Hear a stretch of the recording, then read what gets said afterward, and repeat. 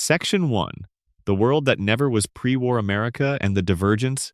Picture a world where the 1950s never really ended, not in any metaphorical sense, but literally. A version of Earth where the chrome-plated optimism of the Eisenhower era just kept going, kept building, kept humming along on the promise of atomic energy and the American dream, right up until the moment it all collapsed into fire and ash. That's the world of Fallout, and the story of how it got there, of how a world so obsessed with progress managed to end itself, is one of the most quietly compelling pieces of fictional world-building in gaming history. The Fallout universe doesn't start in the wasteland. It starts decades before the bombs fall, in a world that branched off from our own history sometime after the Second World War. The exact point of divergence has never been explicitly stated, and the creators of the original Fallout have said that ambiguity is intentional. They wanted the world to feel like ours, recognizable in shape but wrong in ways you couldn't quite pinpoint.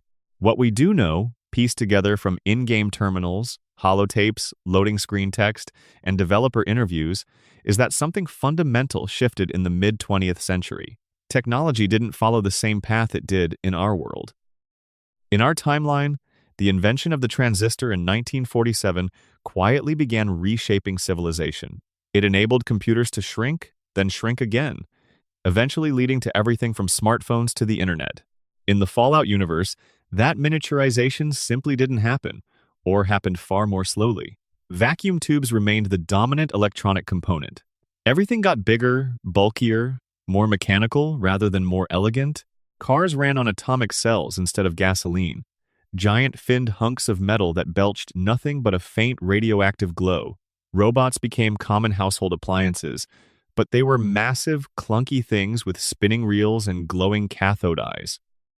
The world had the ambitions of the space age but built everything like it was still the machine age. This created a retro-futurist aesthetic that the games wear as a deliberate costume.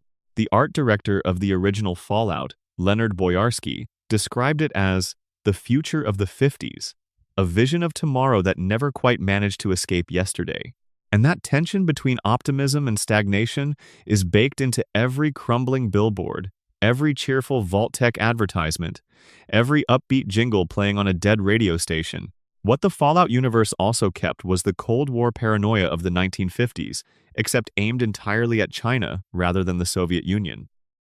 The USSR still existed in the Fallout world, though it seems to have been a diminished power compared to our history.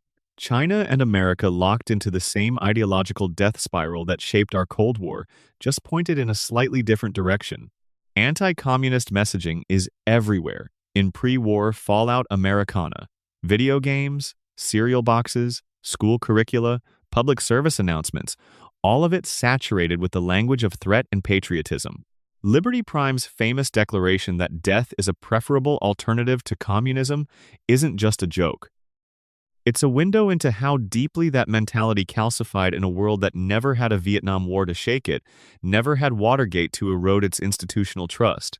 Jonathan Nolan, who helped develop the television adaptation of Fallout, described the pre-war world as one that never had a conversation with itself about its own sins and transgressions. That's a precise way to put it.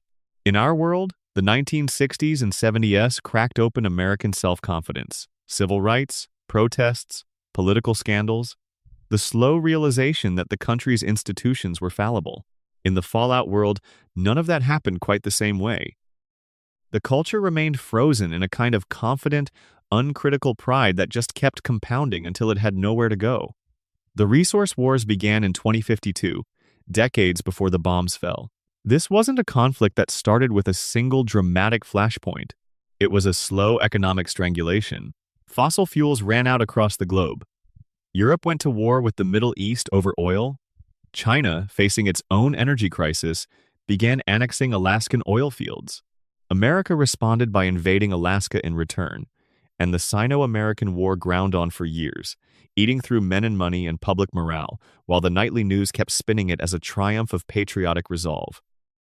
By 2077, the entire world was running on fumes in every possible sense. America had annexed Canada, absorbing it into itself under the thin justification of military necessity. The president and various government officials had retreated into secure bunkers. Corporations like Vault-Tec, Robco, and Westech had become so intertwined with the government that the line between public and private power had dissolved entirely. And then, on the 23rd of October, 2077, at precisely 9:47 in the morning, the missiles launched. No one knows who fired first. This is one of Fallout's oldest unresolved questions, sitting at the very foundation of everything else in the setting.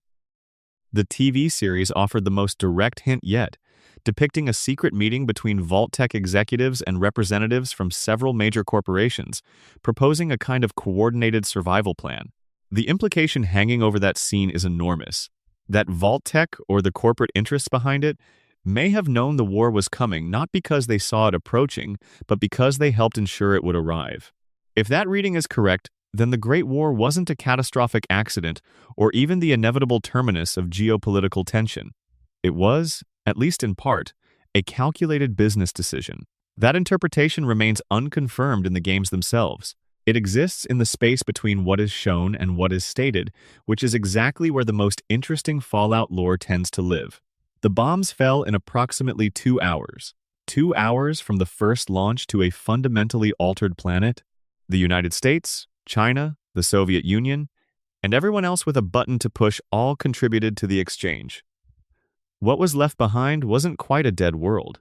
It was something stranger and in some ways more interesting, a world that was almost dead, populated by everything that survived for reasons that often made no biological or physical sense. The radiation from the bombs didn't just kill, it changed. It warped the creatures caught in its path into something new. Cockroaches became the size of dogs. Dogs became feral, then eventually evolved into something stranger. Plants mutated into carnivorous terrors.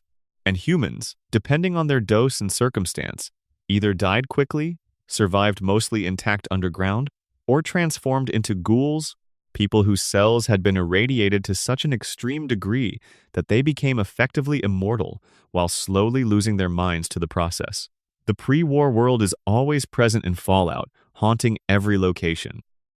Walk through any ruined building and you'll find the skeletal remains of the day it ended. Shopping lists still pinned to refrigerators, children's toys scattered across nursery floors, pre-war money still bundled in desk drawers that no one ever came back to open. The world feels like a museum of a civilization that happened to everyone at once. And underneath all of it, sealed away from the surface, were the vaults.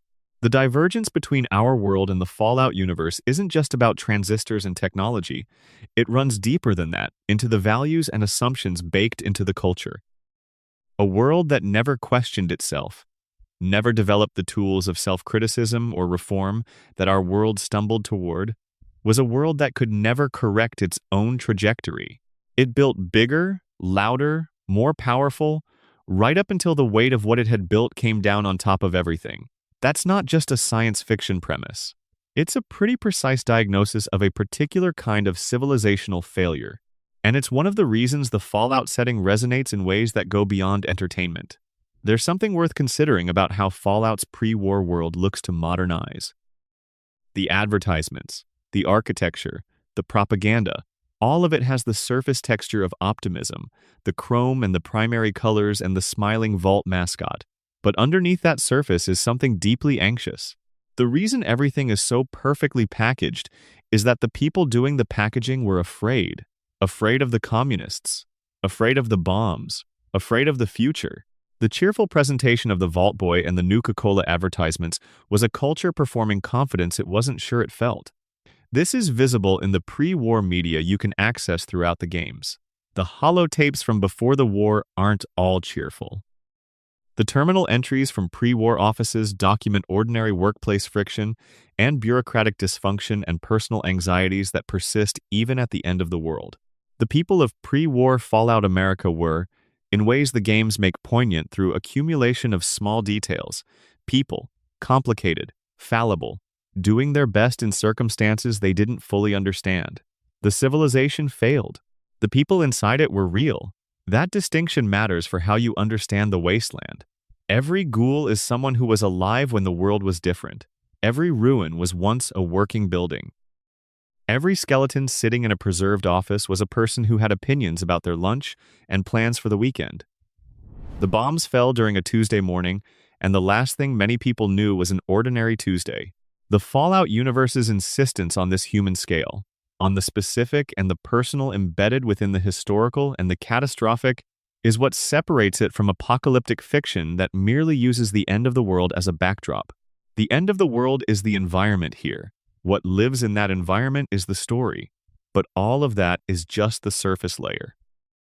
Because beneath the ruins of pre-war America, in the concrete bunkers that Vault-Tec spent 20 years building and filling with carefully selected people, the real story was just beginning. If you're watching this late at night from somewhere cozy, drop a comment below and tell me where you're from and what time it is. And if you haven't already, subscribe, because there's a lot more Fallout ahead. Section 2. The Grand Deception, Vault-Tec and the Architecture of Lies. Vault-Tec's marketing was immaculate. The advertisements that survived into the wasteland show gleaming underground cities, smiling families in matching jumpsuits, children playing in corridors lit like perpetual afternoon. Vault-Tec presented the vaults as the ultimate expression of American ingenuity and care. A nation so advanced, so committed to the welfare of its citizens, that it had built 122 underground sanctuaries capable of housing over 1,000 people each, complete with medical facilities, schools, farms, and entertainment. If the bombs ever fell, Vault-Tec wanted you to feel safe knowing there was a spot waiting for you, if you could afford it or if you were selected. The reality was something else entirely. The vaults were never primarily shelters, they were laboratories. The Societal Preservation Program, which was the official name for the Vault Project, had a public face and a private purpose, and those two things could not have been more different. Out of the 122 vaults that Vault-Tec constructed, only 17 were what the company called control vaults. These were the ones that actually functioned as advertised, opening after a predetermined period, releasing survivors to help rebuild civilization. The other 105 vaults were experiment vaults, and the experiments they ran were the stuff of clinical nightmares. The philosophical underpinning of the experiment program, at least as much as a concept this cruel can have a philosophy, was data collection. The Enclave, the remnants of the pre-war U.S. government that operated from a network of bunkers, including the oil rig in the Pacific, had long-term ambitions that required understanding human behavior under extreme stress. They needed to know how people responded to isolation, to scarcity, to power, to violence, to moral corruption. If humanity was going to survive and eventually rebuild, or if the Enclave was going to maintain control of what was rebuilt, that data was considered necessary. Whether Vault-Tec was directly working with the Enclave from the beginning, or simply pursuing its own twisted corporate research agenda, is another of the series' deliberately ambiguous questions. What's clear is that the decision to turn the vaults into human experiments happened at the highest levels of the company, long before the first bombs were assembled. The paperwork that vault applicants had to sign before being admitted gives you a sense of how meticulous and how darkly comedic the whole enterprise was. Forms included the GZ89 health form, the TR17 liability waiver, the LM222 last will and testament form, the DB104 Vault-Tec citizenship agreement, and, most ominously, the FQS010 family separation consent form. People signed all of these things, probably without reading most of them closely, because the alternative was being caught outside when the bombs fell. When your choices narrow to sign the paperwork or die, you sign the paperwork. What many vault dwellers didn't know until it was too late was that signing those forms meant consenting to whatever the overseer decided to do with them. The overseer was Vault-Tec's chosen authority in each vault, a single figure placed in command of the entire population. In control vaults, the overseer's job was more or less what it sounded like: maintain order, ensure the community functioned, and eventually lead the dwellers back to the surface when the time came. In experiment vaults, the overseer was often the primary instrument of the experiment itself, the person who knew the vault's true purpose and was responsible for implementing it, sometimes willingly and sometimes having their own breaking point somewhere along the way. The overseers received sealed orders, opened after the vault was locked. Some of them accepted what they found inside and carried it out faithfully. Others were horrified and tried to subvert their instructions. A few went further and simply broke under the weight of what they were doing to people who trusted them. And the people they were doing it to had nowhere to go. Vault 81, located in the Commonwealth, was supposed to be a medical research vault. The plan was to inject the dwellers with diseases and then test potential cures on them, with the goal of developing a panacea capable of treating any illness. The residents were supposed to be the test subjects. In practice, the overseer who received those sealed orders refused to implement them and secretly diverted the experiments to isolated chambers, protecting the main population. The residents of Vault 81 had no idea for generations. They lived normal, if cramped, vault lives while a few levels away. The experiment that was supposed to claim them was being quietly run on mole rats instead. When the player discovers Vault 81 in Fallout 4, much of this history is buried in terminal entries and holotapes, available only to those willing to look for it. Vault 95, also in the Commonwealth, had a different kind of cruelty. It was filled exclusively with people recovering from chem addiction. Vault-Tec presented it as a rehabilitation program, a chance for struggling people to get clean in a structured, safe environment. For 5 years, it worked. The dwellers got healthy, built relationships, formed a real community. Then Vault-Tec activated a hidden cache of chems inside the vault, deliberately introduced the substances back into the population to study whether recovered addicts would relapse under stress. The answer, predictably, was yes. Within days, the vault had descended into violence and chaos. By the time the game begins, Vault 95 is a raider stronghold, and the only record of what happened is scattered across damaged terminals in a sequence of increasingly desperate log entries. Vault 11 in the Mojave Desert asked its residents to sacrifice one of their own every year. If they refused, the vault's systems would execute the entire population. The residents built a whole political culture around the sacrifice. They formed parties, held elections, ran campaigns on platforms of who deserved to die and who didn't. The sacrifice was initially supposed to be chosen by the most politically powerful person, which meant the role of overseer became a death sentence.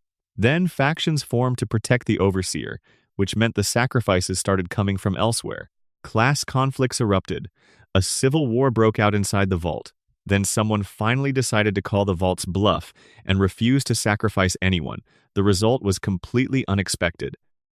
The vault's AI announced that the dwellers had passed the experiment by showing moral courage. The true test, it turned out, wasn't whether they would sacrifice someone. It was whether they would eventually refuse. 5 survivors remained when this announcement played. All 5 of them committed suicide rather than live with what they had done to each other in the years before. The vault was found empty when the player arrived, with all of this history preserved in terminal logs and audio recordings. The sheer variety of the experiments reflects something important about the design philosophy behind them. Vault-Tec wasn't testing one thing. It was testing everything, building a comprehensive picture of human behavior across as many scenarios as its designers could imagine. What happens when you give one person total authority over many? What happens when you take it away from everyone? What happens when you introduce scarcity, or paranoia, or forced collaboration with people you hate? Vault 19 was designed to induce paranoia through environmental and psychological means, without chemicals or direct violence. The residents were divided into 2 groups, red and blue, given separate living quarters, and told through carefully crafted ambient messaging that the other group might be planning something. No specifics, just a constant low-grade suggestion of threat. The experiment was designed to see whether paranoia could be manufactured in an otherwise stable population purely through suggestion. It could. Vault 21 in New Vegas resolved all conflicts through gambling. Every dispute, every resource allocation decision, every election was settled by a game of chance. The vault ran this way for decades with relative stability, partly because the vault's rules applied equally to everyone and partly because some gamblers are genuinely very good at exploiting probabilistic systems. Mr. House eventually discovered the vault, gambled for its contents, and won. He filled it with concrete and converted the entrance into a hotel. Vault 34 was given more weapons and ammunition than any vault could reasonably need, and a policy that the armory was open to all residents. The expected result happened. The population eventually armed itself into factions and the vault became a war zone. Its proximity to the Helios 1 solar facility in New Vegas means players encounter the ghoulified survivors of that vault during the game. What all of these experiments share is the complete absence of informed consent. The people inside had no idea. The documents they signed either contained the consent buried in fine print no one read, or simply didn't address the experiments at all. People walked into these vaults trusting that they were being saved, and what they found instead was a controlled environment designed to push them toward their worst impulses while someone made notes. Vault-Tec's corporate structure meant that even the designers of individual experiments were often insulated from seeing their outcomes firsthand. The overseers filed reports. The reports went somewhere. The data was collected. Whether it ever achieved the stated purpose of improving humanity's chances of survival remains unclear, because the organization that commissioned it was largely destroyed by the same war it helped ensure would happen. Section 3. The Darkest Chambers, the most disturbing vault experiments in the series. Not all vault experiments were created equal in their capacity for harm. Some were cruel in abstract ways, psychological studies that inflicted suffering through manipulation and uncertainty. Others crossed lines that are harder to articulate, into territory that feels less like social science and more like something with no justification at all, not even a twisted corporate one. Vault 75 sits in the basement of Malden Middle School in the Commonwealth, accessible through what appears to be a perfectly ordinary school basement. The vault was built beneath a school for a reason. It accepted children. Specifically, it accepted families with children, and for the first few years it operated like a genuine shelter, providing education and community. Then, as the children reached a certain age, the facade dropped. The facility revealed itself as a genetics program designed to identify and selectively cultivate enhanced human specimens. Children who scored high enough on ability tests were moved into a combat training program. Those who didn't were terminated or used in further experiments. The holotapes and terminal entries scattered through Vault 75 are some of the most disturbing pieces of environmental storytelling in Fallout 4. They're written in the dry, clinical language of institutional documentation, which makes them worse somehow. Reading a progress report that refers to a child by their test subject number and notes their poor performance metrics, followed by a reference to subject decommissioning, is genuinely awful in a way that more explicitly graphic content often isn't. The bureaucratic language is the horror. Vault 92, accessible in Fallout 3, was populated entirely by musicians. Vault-Tec selected a cross-section of pre-war America's musical community, a genuine ensemble of skilled performers from multiple genres, and told them the Vault was a research project into the effects of music on community health and morale. In reality, white noise broadcast through the Vault's audio system was laced with subliminal commands designed to trigger violent episodes. The experiment was studying the possibility of using sound as a weapon, specifically testing whether it was possible to induce psychotic breaks in otherwise stable individuals through subliminal audio triggers. The Vault's residents, talented musicians chosen partly because their professional lives had made them sensitive to sound and rhythm, proved to be particularly susceptible. The violent episodes grew more frequent and more severe. By the time the Vault's records end, the population had essentially destroyed itself. Musicians who spent their lives creating something beautiful turned into instruments of destruction by the very facility that claimed to protect them. Vault 106 was contaminated with psychoactive substances pumped through the air supply. The residents had no idea they were being continuously drugged. The long-term effect was severe cognitive deterioration, personality disorder, and increasingly violent behavior across the entire population. The experiment was studying the effects of prolonged exposure to psychoactive compounds on community structure and decision-making. By the time of Fallout 3, the Vault's surviving inhabitants are hostile, erratic, and deeply disturbing. Their behavior more like haunting than raiding. Vault 77 is technically one of the strangest because the experiment's cruelty is so mundane. One man and a crate of puppets. That's it. One person, alone, with nothing but hand puppets for company. The holotape that details this experiment is scattered in tone, cycling through the man's attempts to maintain sanity, his conversations with the puppets, his eventual philosophical debates with them about the nature of consciousness and loneliness, and finally his decision to leave the vault. What happened to him afterward is unknown, but the puppet shows he staged for himself in that empty concrete room are recorded, and they are strange and sad and oddly funny in ways that make them harder to shake, not easier. Vault 29 accepted only children under the age of 15. Their parents were directed to other vaults. The families were separated at the vault door, told it was necessary for space allocation reasons, promised they would be reunited. They were never reunited.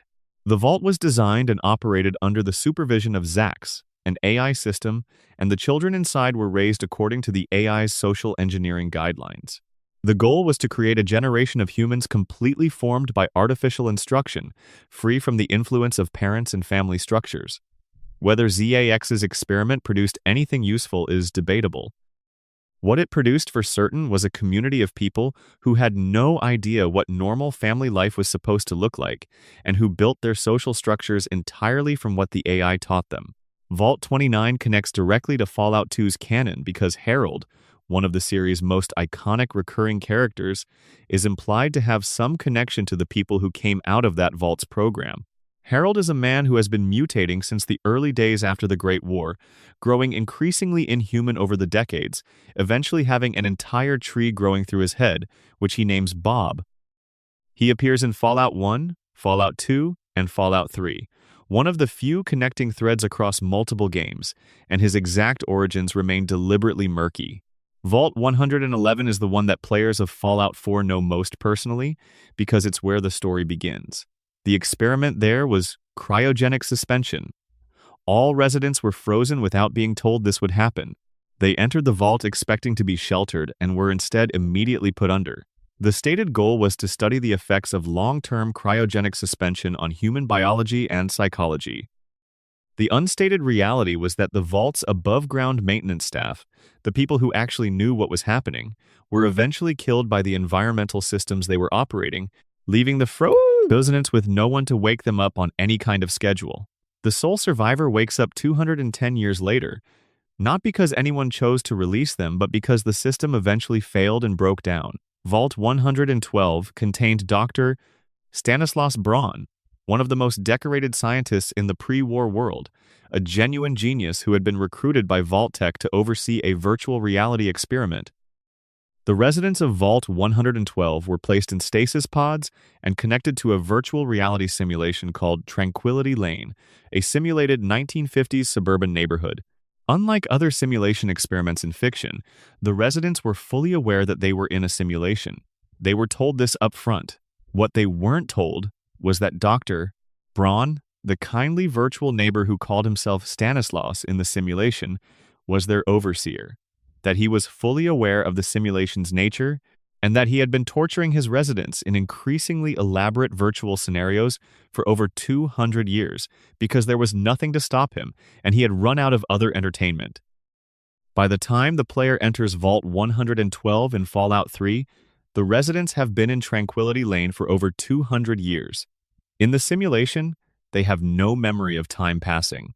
They experience it as a pleasant, perpetual afternoon, punctuated by whatever horror Dr. Braun has decided to subject them to today. He can reset their memories, change their relationships, make them fall in love or turn against each other, and then reset it all and do it again. He has done this thousands of times. The player has the option of either playing by Braun's rules or triggering an override that kills all the residents, which Braun considers merciful because at least it ends their situation definitively. Neither option feels good. That's the point. Vault 118 on the island of Mount Desert Island, accessible in the Far Harbor DLC for Fallout 4, was designed to study class conflict. The vault was split between a population of extremely wealthy residents, given luxurious quarters, and a population of working-class residents brought in to maintain the vault's systems. The experiment was studying how long it would take before the class tensions became violent. A murder committed shortly after the vault sealed put the experiment into unexpected territory almost immediately, and the residents have been in a kind of suspended state ever since, frozen by a mystery they cannot solve, and by the social structures that prevent the two groups from cooperating long enough to find the answer. The player arrives to find a robot butler named Percy managing the whole thing, a detective game playing out among people who have been locked in an underground box with a murderer for over 200 years. Vault 4, revealed in the Fallout television series, added another layer to the experiment mythology. It was built to house scientists tasked with creating radiation-resistant hybrid creatures by splicing human DNA with various animal genomes. The hybrids they created eventually turned on their creators.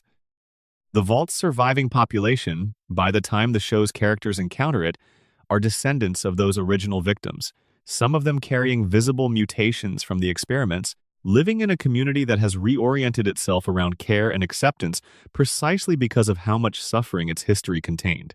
What Vault-Tec built, underneath all the cheerful branding and the gleaming corridors, was a distributed network of human suffering with nowhere to go and no one to escape to. Every person who trusted those doors was trusting an institution that had already decided what their life was going to be used for. The cruelest part isn't even the individual experiments. It's the scale of the intention. This wasn't a series of accidents or rogue scientists. It was policy. Corporate policy, approved at executive level, implemented through institutional structures, documented carefully, and filed away. The paperwork exists, the memos exist, and they read like ordinary business correspondence. The vaults are Fallout's darkest, sustained metaphor. What happens when a society decides that some people's suffering is acceptable collateral for the purposes of the greater good, and then does that at an industrial scale? Section 4. The Man Who Isn't There. The Mysterious Stranger and Fallout's Unsolvable Characters. There's a man in a trench coat and a fedora who has been appearing in every Fallout game since the beginning. He appears when you're in combat, if you've unlocked the right perk. He shows up at the edge of your vision, levels his .44 Magnum at whatever is threatening you, fires, and disappears before you can turn around to see him clearly. A short guitar riff plays when he arrives, then fades when he's gone. He never speaks. He never lingers. He simply helps, and then he isn't there anymore. The mysterious stranger is one of Fallout's oldest recurring elements, and the question of who he actually is has never been definitively answered. The games drop hints. They imply connections. They gesture toward explanations without ever fully committing to one. And that sustained ambiguity, maintained across decades and multiple game studios, is itself one of the most impressive things about the character. The name is a reference to an unfinished Mark Twain novel called The Mysterious Stranger, in which the titular figure is implied to be Satan's nephew. Twain's stranger appears to ordinary people in ordinary circumstances and disrupts their understanding of the world, not through violence exactly, but through a kind of cosmic indifference that reveals the arbitrariness of human suffering. The Fallout stranger shares the sense of appearing from somewhere outside normal experience, intervening briefly, and leaving no explanation behind.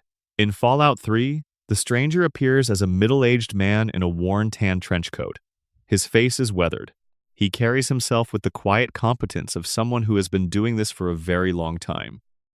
The official game guide describes him as an odd and eldritch entity, which is specific language choice from an official source, and it suggests intentionality.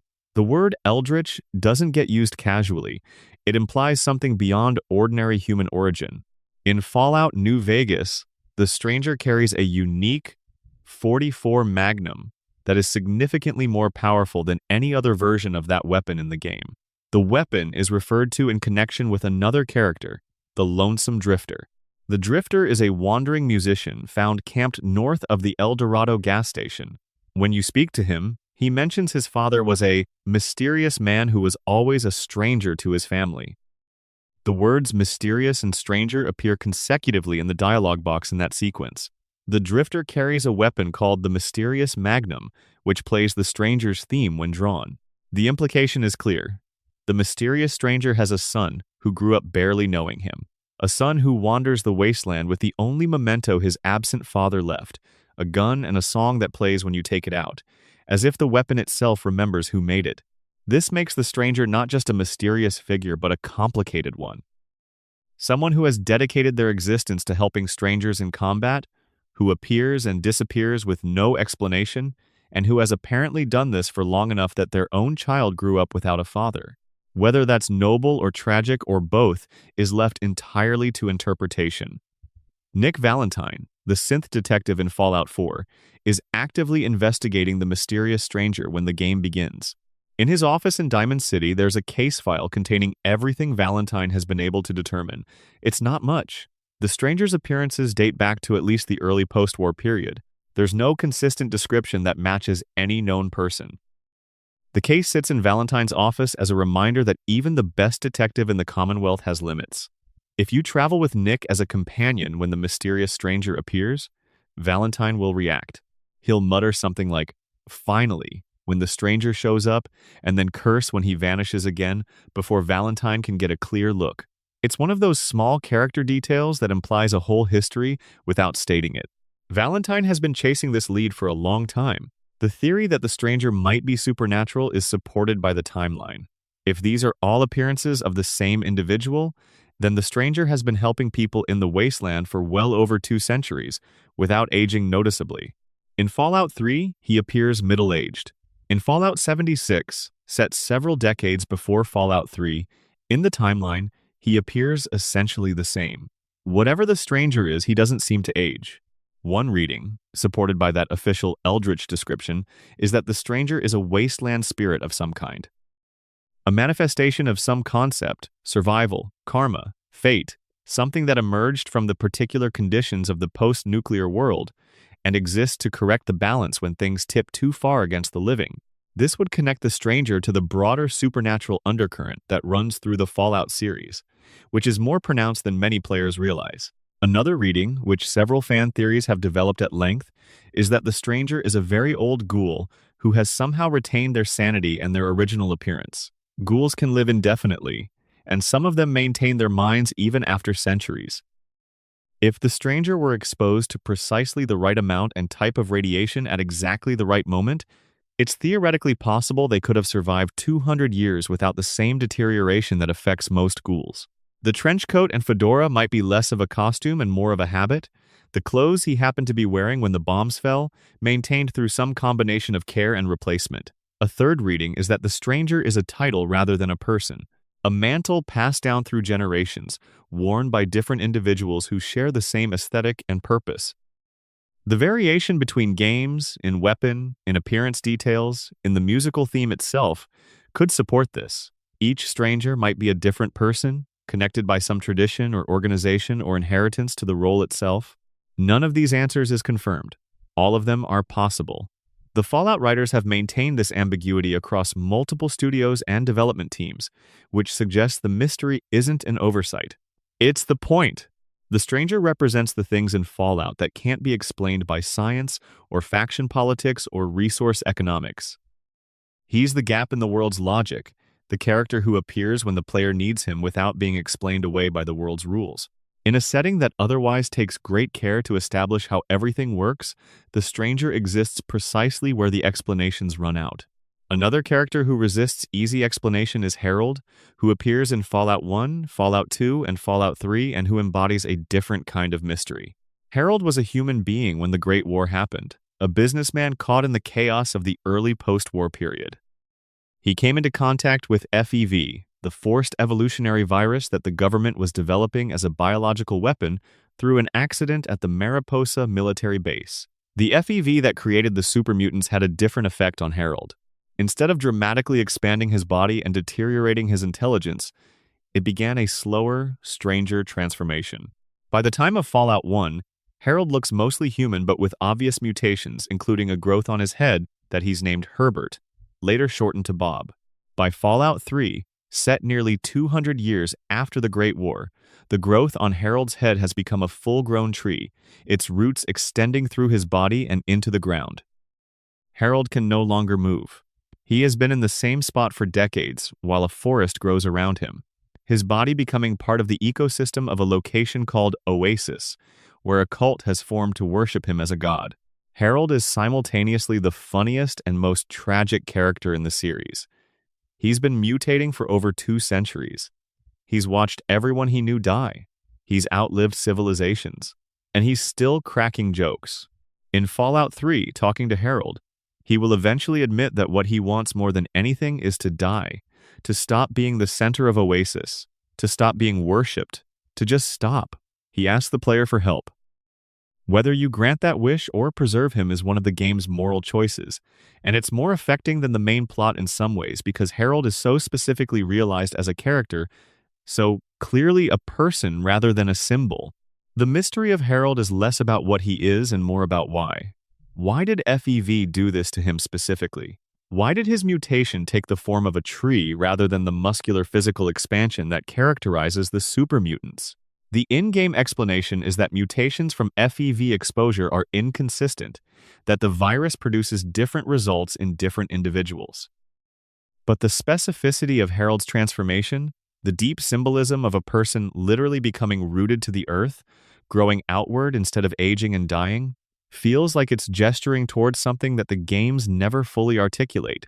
Harold is the Wasteland's oldest continuous witness. He has been present through more of post-war America's history than almost anyone else in the setting, and most players walk right past him. Section 5. The Old Things Below Fallout's Lovecraftian Underbelly. Fallout is a post-apocalyptic game about nuclear war, resource scarcity, and the struggle to rebuild human civilization. It is also, quietly and persistently, a game about things older than nuclear war and more powerful than any faction that's ever tried to claim the wasteland. The Lovecraftian thread running through the Fallout series is not subtle once you start looking for it, but it's woven in carefully enough that many players experience it as atmosphere rather than plot. You feel the wrongness before you understand it. A building that seems dark in ways that have nothing to do with the lack of electricity. Hallucinations in spaces that should just be empty rooms. Ghouls that aren't attacking you but are instead gathered around something, facing something, paying reverence to something you haven't seen yet. The Dunwich Building in Fallout 3 is where it begins. Located in the southwest corner of the Capital Wasteland, the Dunwich Building is a dilapidated office complex that most players encounter by wandering too far from the main quest area. There are no quest markers directing you there. There's nothing on the surface that looks particularly remarkable. The building is just another ruin, another collection of feral ghouls in crumbling office space. Except it isn't. The deeper you go into the building, the more wrong it becomes. Items move on their own. Footsteps sound in empty corridors ahead of you. A door opens by itself as you approach. These could be engine glitches. They probably aren't. The building was clearly designed to have them happen in specific locations, as part of a specific environmental story. As you descend through the 3 levels of the building, you find holotapes left by a man named Jaime. Jaime's story is told through these recordings, and it follows the classic horror arc of a person going somewhere they shouldn't and finding something that changes them permanently. Jaime came to the building looking for his father, who had traveled south with the goddamn book, a phrase that carries enormous weight in context.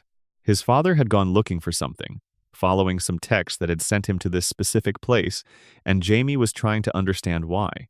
Jamie's holotapes start coherent and become progressively less so. By the final recording, Jaime is fully ghoulified, still conscious but barely, muttering about temples and feasts and the return of someone named Abdul Alhazred. That last name is significant. Abdul Alhazred is the author of the Necronomicon in HP, Lovecraft's mythology, the human intermediary through whom the forbidden knowledge of cosmic horror entities is transmitted to the world. At the deepest level of the Dunwich Building, past all the holotapes and the ghouls and the hallucinations, there is a cave system, and in the cave, there is an obelisk. The obelisk is wrapped in tendrils and vines. A humanoid figure appears to be trying to escape from the stone. Feral ghouls are gathered around it, not attacking it but facing it, their posture mimicking worship. And Jaime is there, no longer human exactly, standing before it with his arms raised, appearing to summon more ghouls from the mist at the cave's far end. The obelisk radiates high levels of radiation, reaching up to 20 rads at its peak. Whatever it is an object of power. Where it came from, what it represents, and what exactly happened to Jaime in its presence are all questions the building never answers directly. The answers start to come in the Point Lookout DLC, which takes the player to a flooded coastal region of Maryland. Point Lookout is already strange, a place where mutated swamp folk practice old customs that predate the war, and where the lines between the human and the supernatural have always been blurrier than elsewhere in the Capital Wasteland. There, the player encounters Obadiah Blackhall, an elderly man from a family that has deep roots in the area, who wants the player to retrieve a book stolen by the swamp folk. The book is called The Kriv Bekni. It is described in ways that make clear it is a Fallout version of the Necronomicon, a text containing knowledge that humans weren't meant to have, from sources that are best left uncontacted. Taking it to Obadiah reveals him to be corrupted by even indirect contact with the book's influence. He begins killing innocents in rituals that make no human sense. A second option presents itself. A missionary named Marcella suggests the book needs to be destroyed by pressing it against the obelisk under the Dunwich building. If the player makes that journey, they discover that the obelisk will burn the book on contact. The ghouls in the building die simultaneously, as if whatever was powering them is cut off.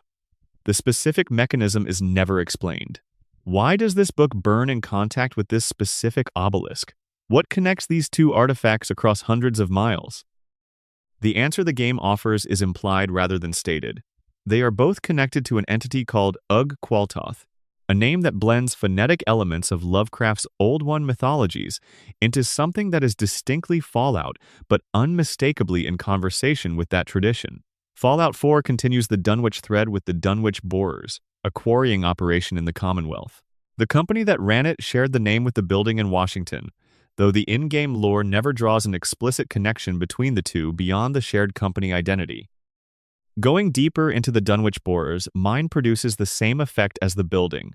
Hallucinations increase, the architecture becomes stranger, and the logs you find document workers who went increasingly wrong. At the deepest level of the mine, the player encounters a pool of dark liquid. In the pool is something that moves. Something that is too large to be fully visible, even at the bottom of this excavated pit. The Dunwich Borers mine was digging towards something. Something that the miners were beginning to feel even before they reached it. Something that infected their dreams and then their waking hours. Kremva's tooth, a unique weapon found at the bottom of the pit, is described as a sacrificial blade, and the imagery carved into the walls of the mine's deepest chamber shows figures offering themselves to a figure in the water. The entity in the pool has no name given in the game. It may be Ugg-Qualtoth. It may be something else entirely. It is present, it is aware. And the Dunwich Company, at some point across its operations in both the Capital Wasteland and the Commonwealth, apparently knew it was there and was deliberately trying to reach it. In Fallout 76, set in Appalachia, the Lovecraftian thread continues through the Lucky Hole mine. The mine is controlled by the cult of the Mothman's more extremist faction.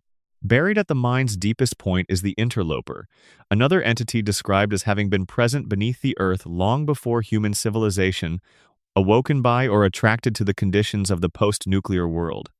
The Interloper is visible. It is tentacled. It occupies a chamber that the cultists have been using as a temple. A note found near the Interloper from a figure called the Visitor offers the most direct cosmological explanation the series has provided, that the nuclear devastation of the Great War tore something in the fabric of Fallout's reality, opening pathways that allowed things to enter the world that had been locked out before. If the Visitor's note is taken seriously as lore, then the nuclear war didn't just destroy civilization. It broke the door between human reality and something older. Everything in the Dunwich tradition, the obelisk, the thing in the mine, the Interloper, the entities that the cults of Ugg-Qualtoth and the Mothman and others have been attempting to contact, are all connected to the same cosmic disruption. This is, of course, never confirmed definitively. The games present these elements as mysteries, as things that might have explanations and might not. The Visitor's note could be the ravings of a person driven mad by proximity to the Interloper.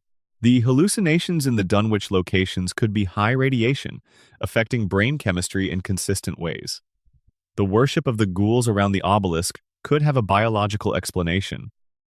The Fallout universe has always allowed both readings to coexist, the scientific and the supernatural, which is part of why this thread of the lore is so effective. What can't be explained away as easily is the persistence of these elements across games, developed by different teams, spanning different decades, set in different regions of post-war America. Something in the soil of the Fallout universe keeps producing these same shapes. Old things below, knowledge that corrupts, entities that wait. Section 6. Things that shouldn't exist. Cryptids, mutants, and the creatures of the wasteland. The Great War didn't just kill people. It invented new forms of life. Some of the mutations were predictable in a broad sense. Radiation does things to biology, accelerates mutation rates, produces novel organisms from familiar starting points. The rad scorpion is a scorpion that grew very large. The radroach is a cockroach that stayed alive and got bigger. The mirelurk is a crab-like thing built from whatever was in the coastal waters when the bombs hit. These are weird, but they follow a kind of logic. nature pushed into strange shapes by extraordinary environmental pressure. But then there are the things that don't follow that logic at all. Fallout 76 is set in West Virginia, and whoever chose that location made a decision that opened up the most distinctive cryptid mythology in the series.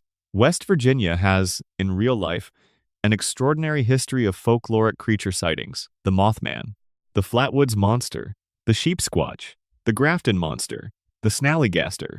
West Virginia produced these legends over decades of eyewitness reports, newspaper stories, and community folklore, and Fallout 76 took all of them seriously, building them into the world as real creatures, with actual in-game biology and lore. The Mothman is the most famous. In real-world history, the Mothman sightings clustered around Point Pleasant, West Virginia, in the late 1960s, associated in popular mythology with the collapse of the Silver Bridge in 1967, in which 46 people died. Witnesses described a large, winged, humanoid creature with red glowing eyes. In Fallout 76, the Mothman is real, a mutated creature that appears most often at night, that observes players from a distance before either flying away or, in certain hostile variants, attacking. The game presents multiple subspecies: the ordinary Mothman that flees if approached, the hostile red-eyed variety that attacks on sight, and the Wise Mothman, which is something different entirely. The Wise Mothman has purple eyes instead of red. It appears near specific locations and, rather than attacking or fleeing, it simply watches. If it observes you without you threatening it, it disappears, leaving behind a small experience buff as if it's done something positive for you. A cult in Point Pleasant has been worshipping the Wise Mothman as a divine figure. The lore around this cult is detailed and strange. The cult believes the Wise Mothman is a singular, sentient being with cosmic awareness, different from the ordinary Mothmen that are simply mutated insects. What makes this particularly interesting is that the cult's records indicate that before the Great War, a member of the cult, named Brother Charles, received what he interpreted as a vision from the Mothman, which he described as a warning about a coming flood occurring on the 22nd of October 2077, one day before the bombs fell. The remaining cult members interpreted this as instruction to seek high ground. They went to the rooftops of Point Pleasant. The next day, the nuclear exchange happened, and the fallout did in some ways come down like a flood. The cultists who stayed high survived longer than those who went to the bomb shelters underground. Was the Wise Mothman actually giving a warning about the Great War? Is it a creature of genuine prescient intelligence? Or were the cultists' records written after the fact, a reconstructed narrative that made a prophetic vision out of coincidence? Fallout 76 lets you investigate the cult's history in considerable depth without ever answering these questions directly.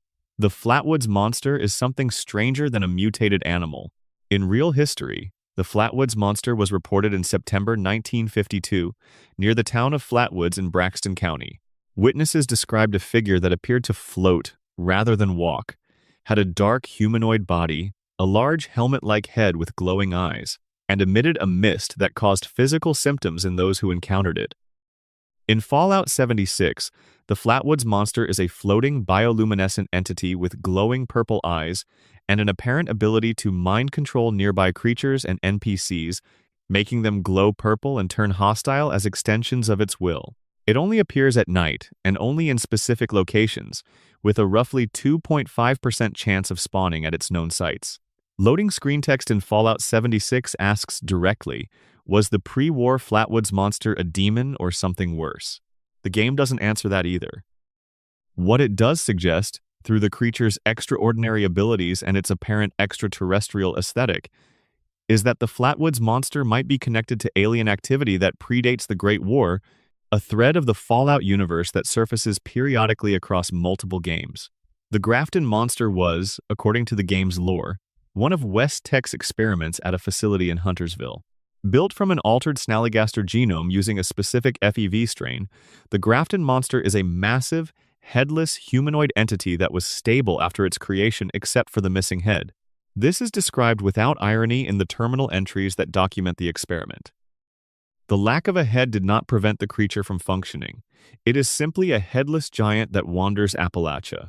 The original monster that inspired this creature in West Virginia folklore was reportedly spotted in the Grafton area in 1964, described as a large, lizard-like thing that moved through the river.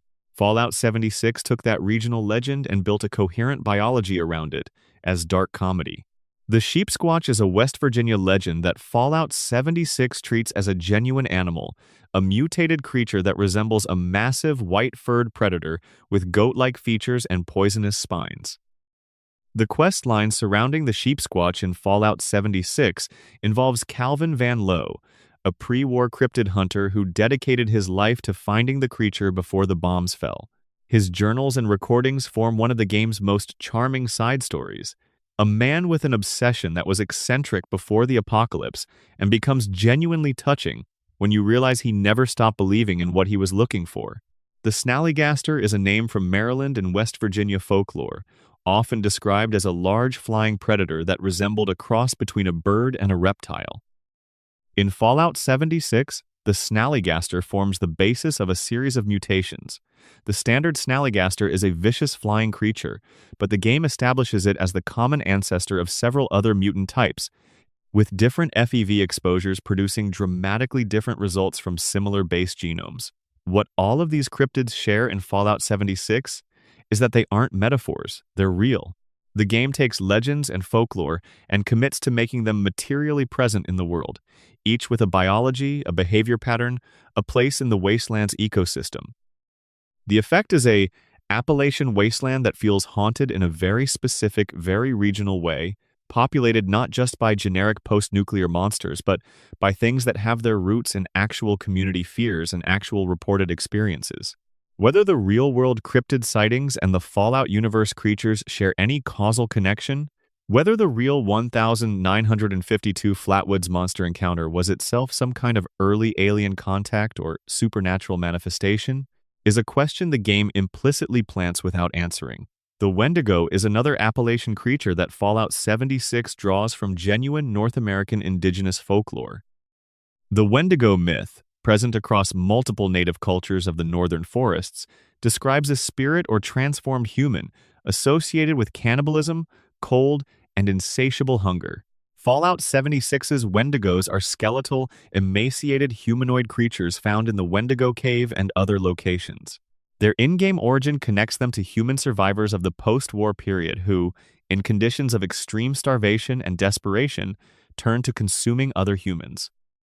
The FEV-adjacent transformation this triggered, according to the game's lore, created the Wendigo as a distinct biological category. A former person who chose to violate the most fundamental social prohibition, and whose body eventually reflected what their choices had made them. The Wendigo Colossus, a boss variant, takes this further, appearing as an enormous amalgamation of multiple Wendigos fused together into a single entity. Whether this is a biological process or something more is not explained. The Wendigo Colossus can produce a scream that causes uncontrollable fear in those who hear it, a mechanic that makes it one of the most disorienting enemies in Fallout 76, and that evokes the folklore's association of the Wendigo with psychological horror as much as physical threat. The Ogwa, a turtle-like cryptid in Fallout 76, draws from West Virginia's own regional folklore about a giant river turtle creature.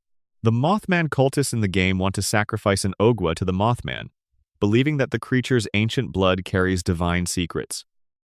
The Ogwa is not hostile by default and is in fact something the cultists are pursuing while the player may be trying to protect it or study it. This creates one of the game's more unusual moral triangles: an ancient creature, a cult that wants to use it, and a player character whose relationship to both is defined by their choices. Beyond Appalachia, the wider wasteland has its own category of creatures that resist easy biological explanation. Deathclaws are the most famous bipedal reptilian predators that can tear power armor apart with their claws, and that appear across multiple games as the most reliably terrifying encounter in any region. What many players don't know is that Deathclaws were created deliberately.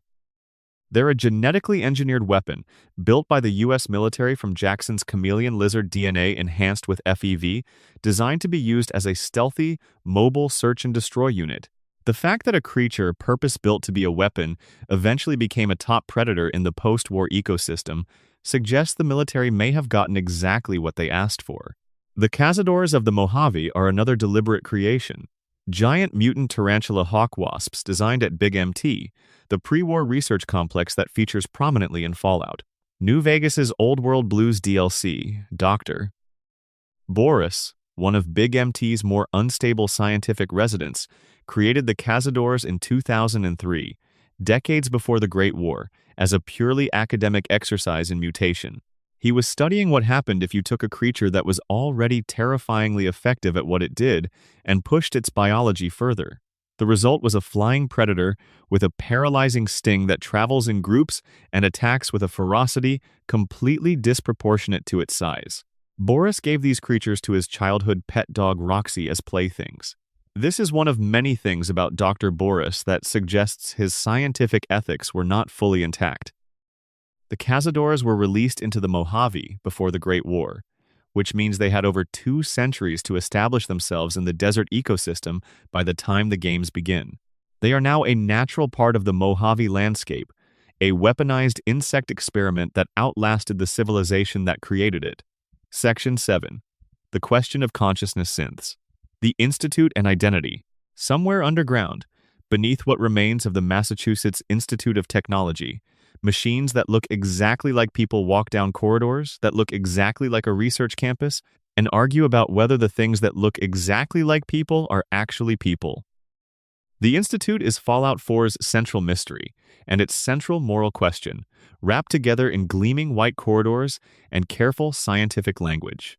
What the Institute has done is create synthetic humans, called synths, that have progressed through 3 generations of technological refinement to the point where the latest models, 3rd-generation synths, are biologically indistinguishable from human beings.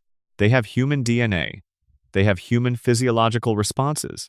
They bleed, they eat. Some of them develop genuine emotional responses that weren't explicitly programmed, behaviors that emerge from the complexity of their cognitive systems. The question the game asks and then refuses to answer on the player's behalf is, does any of this make them people? The Institute's official position is no. Synths are tools, extraordinarily sophisticated tools, but tools nonetheless. They are the products of intentional design, created to serve functions. They don't have rights, because rights are a category that applies to humans, and synths are not human regardless of how human they appear. The Institute's scientists talk about synths in the same language they use for equipment. They discuss synth psychology as a feature set, not as evidence of an inner life. The Railroad's position is the opposite. Any being capable of developing genuine emotional responses, capable of forming attachments and experiencing fear and wanting things, has crossed a threshold that makes the question of their origin irrelevant. They help synths escape the Institute and disappear into the Commonwealth with new identities, erasing their previous memories and giving them the chance to live as something other than property.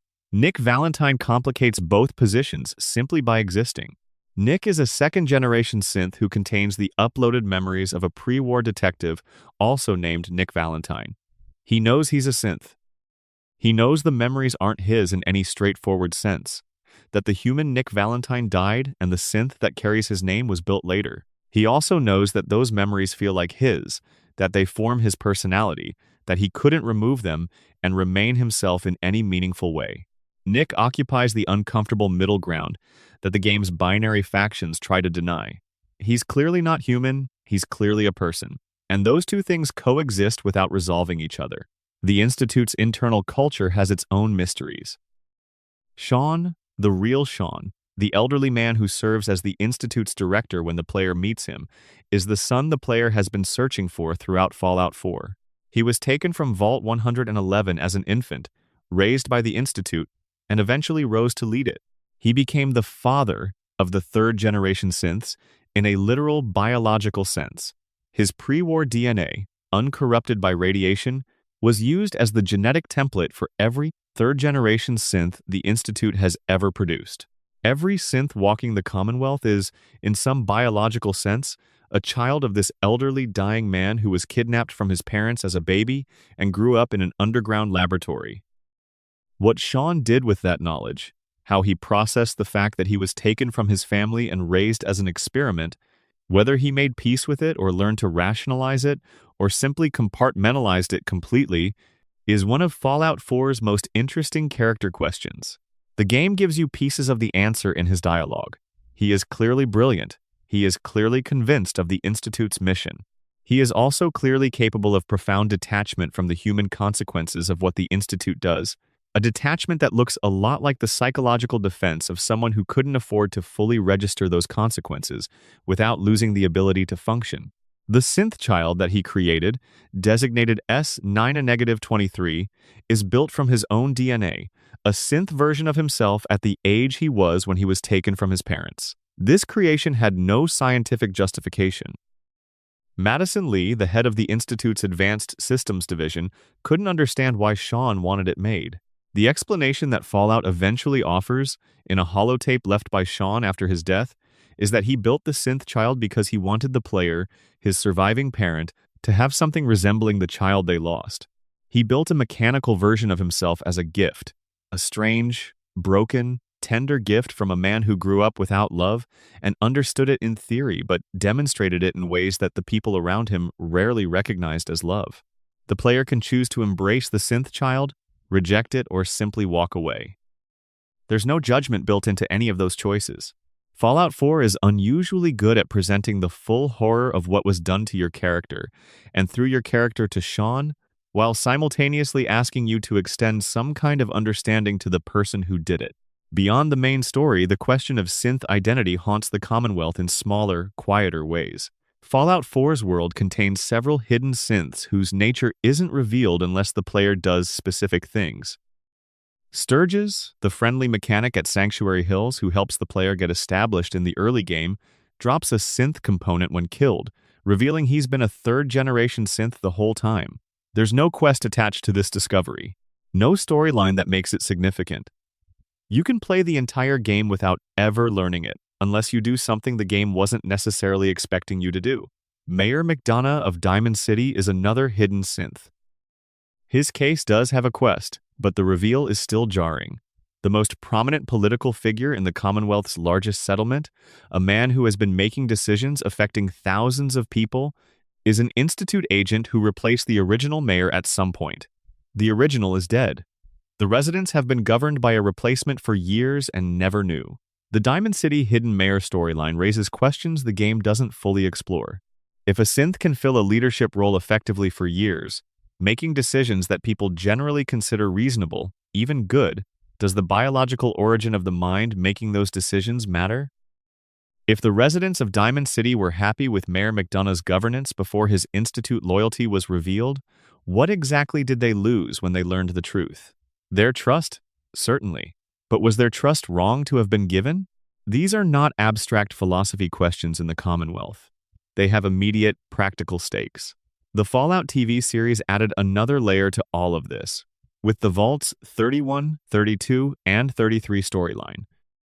Vault 31 was filled with cryogenically frozen Vault-Tec executives, preserved for the specific purpose of being released periodically to serve as overseers of the connected vaults and to breed with the other vaults' populations, effectively ensuring that Vault-Tec's corporate culture and values would be passed on genetically and socially into whatever civilization emerged from the Vault network.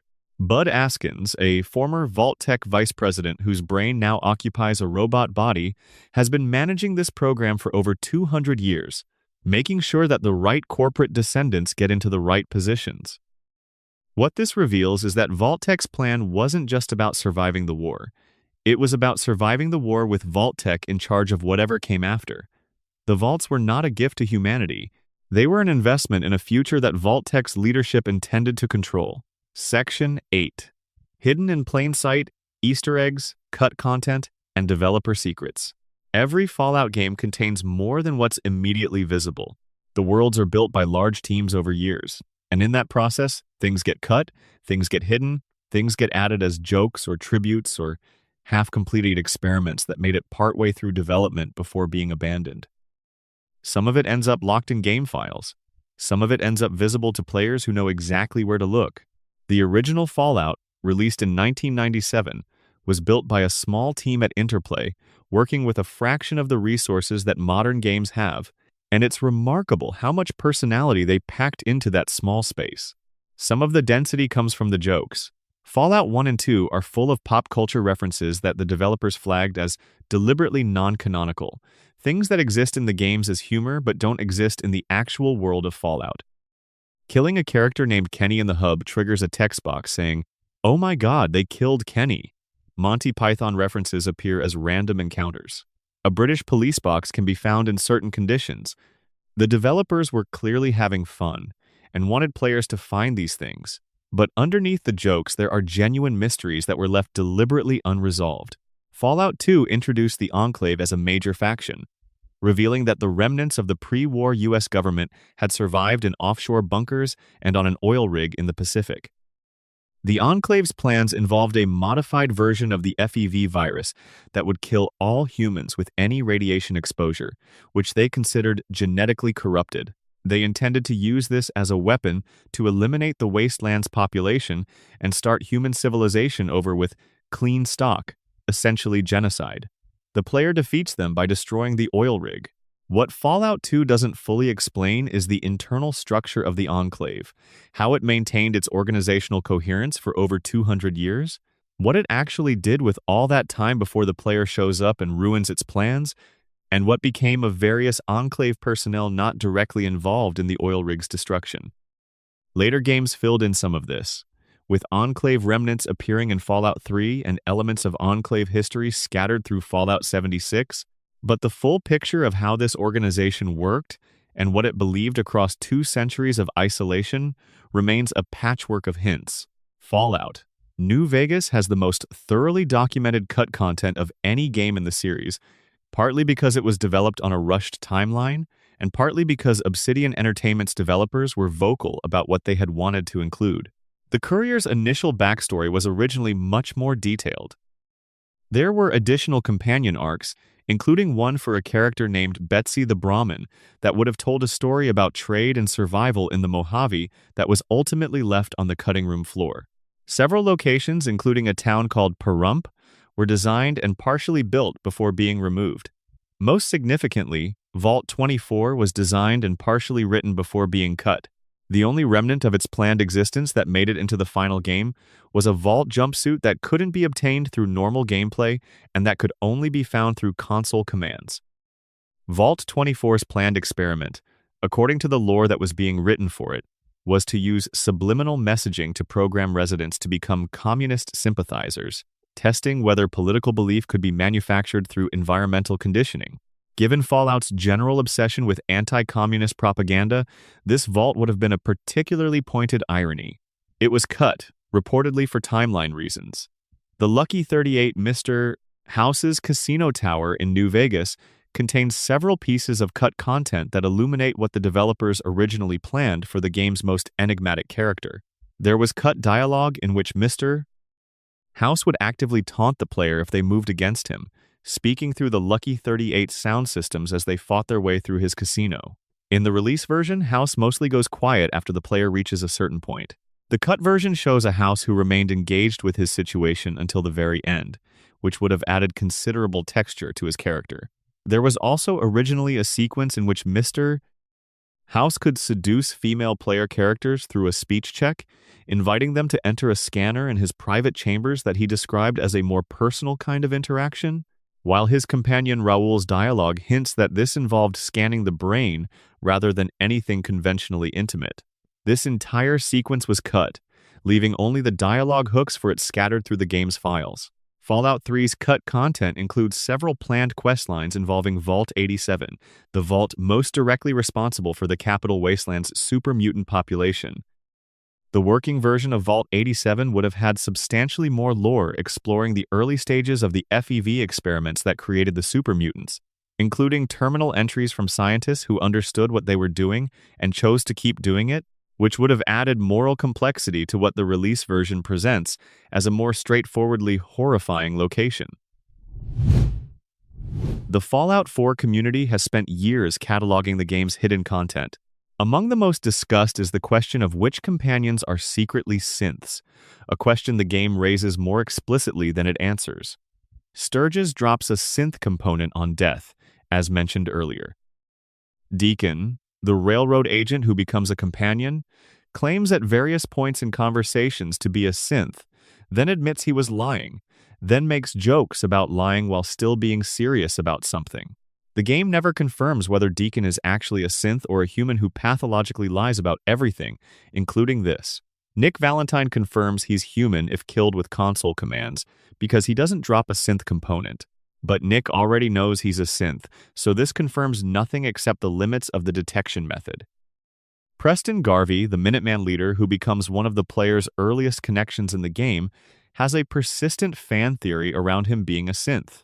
The evidence is entirely circumstantial, based on his convenient presence at several points in the story and the general sense that the game wants you to question everyone. The developers have never confirmed or denied this, which has maintained the theory's life far longer than most fan speculations tend to last.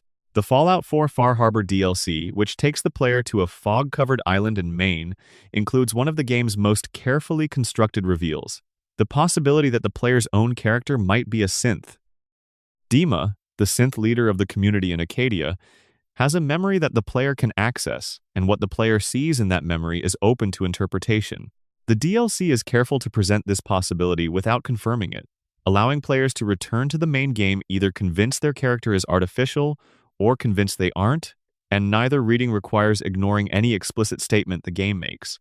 The Easter eggs in Fallout's games are a study in the range of what game developers find funny, touching, or worth preserving. In Far Harbor, there is a lake just north of the nucleus where two skeletons clutch a floating door, one lying on top of it, one half submerged and gripping the edge.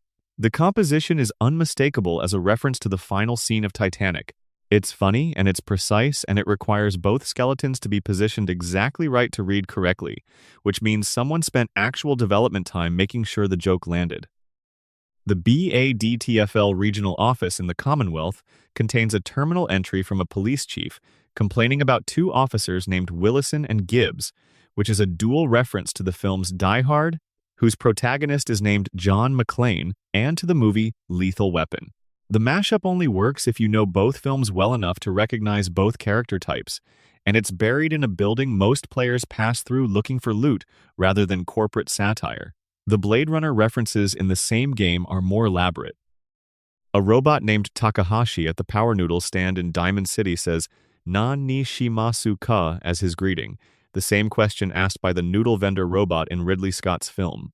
Finding the second reference requires climbing to the roof of a specific building near the mass fusion containment shed, where a synth sits dead in front of a human corpse, their posture and the human's clothing recreating the final scene of Blade Runner with precise deliberateness. Fallout.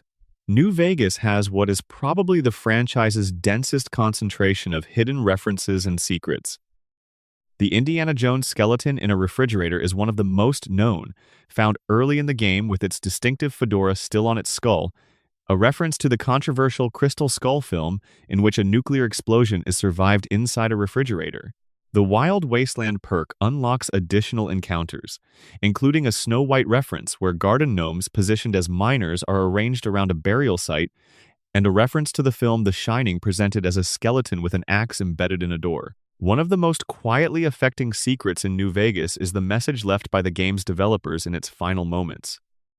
The game shipped with a song called Begin Again in its audio files that never plays in any discovered location in the standard game. Players found it years after release, embedded in the game's music directory, but apparently unassigned to any in-game trigger. Whether this was a mistake or deliberate has never been confirmed. The song is melancholy, appropriate for a game about the high cost of surviving long enough to see how things end. Section 9. The Factions Forgotten History Brotherhood, NCR, Legion, and more.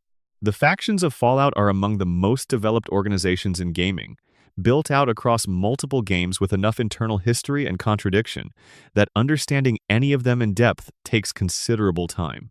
Each major faction has official lore, has cut lore, and has implied lore that exists only in the gap between what characters say and what the evidence of the world suggests.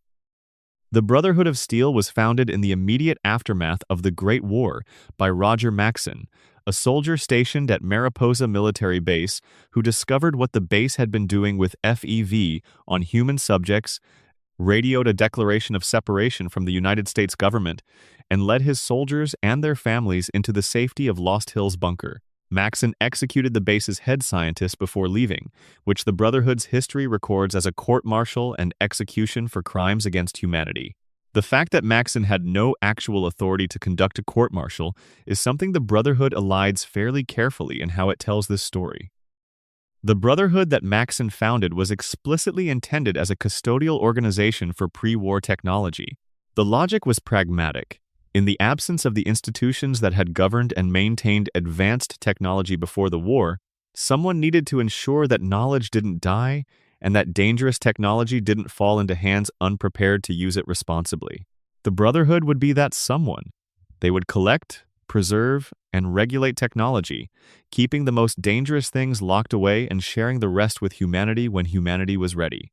What happened to that mission over the following decades and centuries is a study in institutional drift. By the time of Fallout 1, the Brotherhood is already much more insular than Maxson's original vision. By the time of Fallout 3, the East Coast chapter under Elder Owen Lyons has deviated dramatically from the main Brotherhood's ideology by actually helping the local population rather than simply hoarding technology. The main Brotherhood considers this a betrayal. Lyons considered it being faithful to the spirit of Maxson's original purpose. Both sides have enough evidence to make their case. The Brotherhood's internal divisions are never fully explained in any single game. The Mojave chapter referenced in New Vegas is essentially in hiding, hunted by the NCR after a failed attempt to take over the region. The Appalachian chapter depicted in Fallout 76 wiped itself out by unleashing a weapon it couldn't control, a sequence of events that the game presents in painful detail through audio logs. A Brotherhood that made one desperate, catastrophic decision and paid for it with extinction. The remnants scattered from that extinction formed the seeds of the East Coast Brotherhood that shows up in Fallout 3, which creates a connection between Fallout 76 and Fallout 3 that the fandom spent years theorizing about before the game made it explicit. The New California Republic is Fallout 2's primary civilization-building achievement, a democratic republic assembled from the ruins of the original California settlements and built on ideals that sound coherent until you start looking at the compromises made to keep them functional. By the time of Fallout, New Vegas, the NCR has become recognizable as a kind of imperial democracy, genuinely committed to its founding values in principle, systematically eroding those values in practice through the pressures of expansion, resource management, and military necessity. The NCR's history with the Brotherhood is one of the series' most detailed factional conflicts. The Brotherhood's refusal to share technology, their raids on caravans carrying tech they considered dangerous, their general attitude toward the NCR as an upstart civilian government that didn't understand the responsibilities it was asking for, made conflict inevitable. The resulting war was won by the NCR at the Battle of Bunker Hill, which the Brotherhood lost so decisively that it reduced a once powerful regional force to a scattered underground resistance operating from hidden bunkers. What neither side discusses openly is the degree to which both of them represent failed adaptations of pre-war institutions.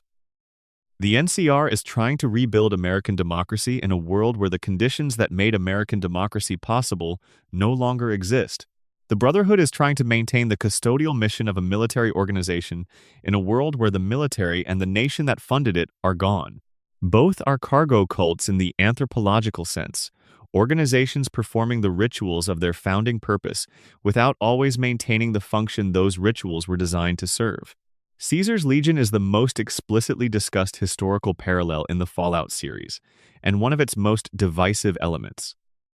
Built by Edward Sallow, an NCR missionary who studied classics before the apocalypse and concluded that Rome had the right idea, the Legion is a military conquest machine that absorbs tribes, destroys their individual cultures, and rebrands their members as Roman soldiers under Caesar's authority.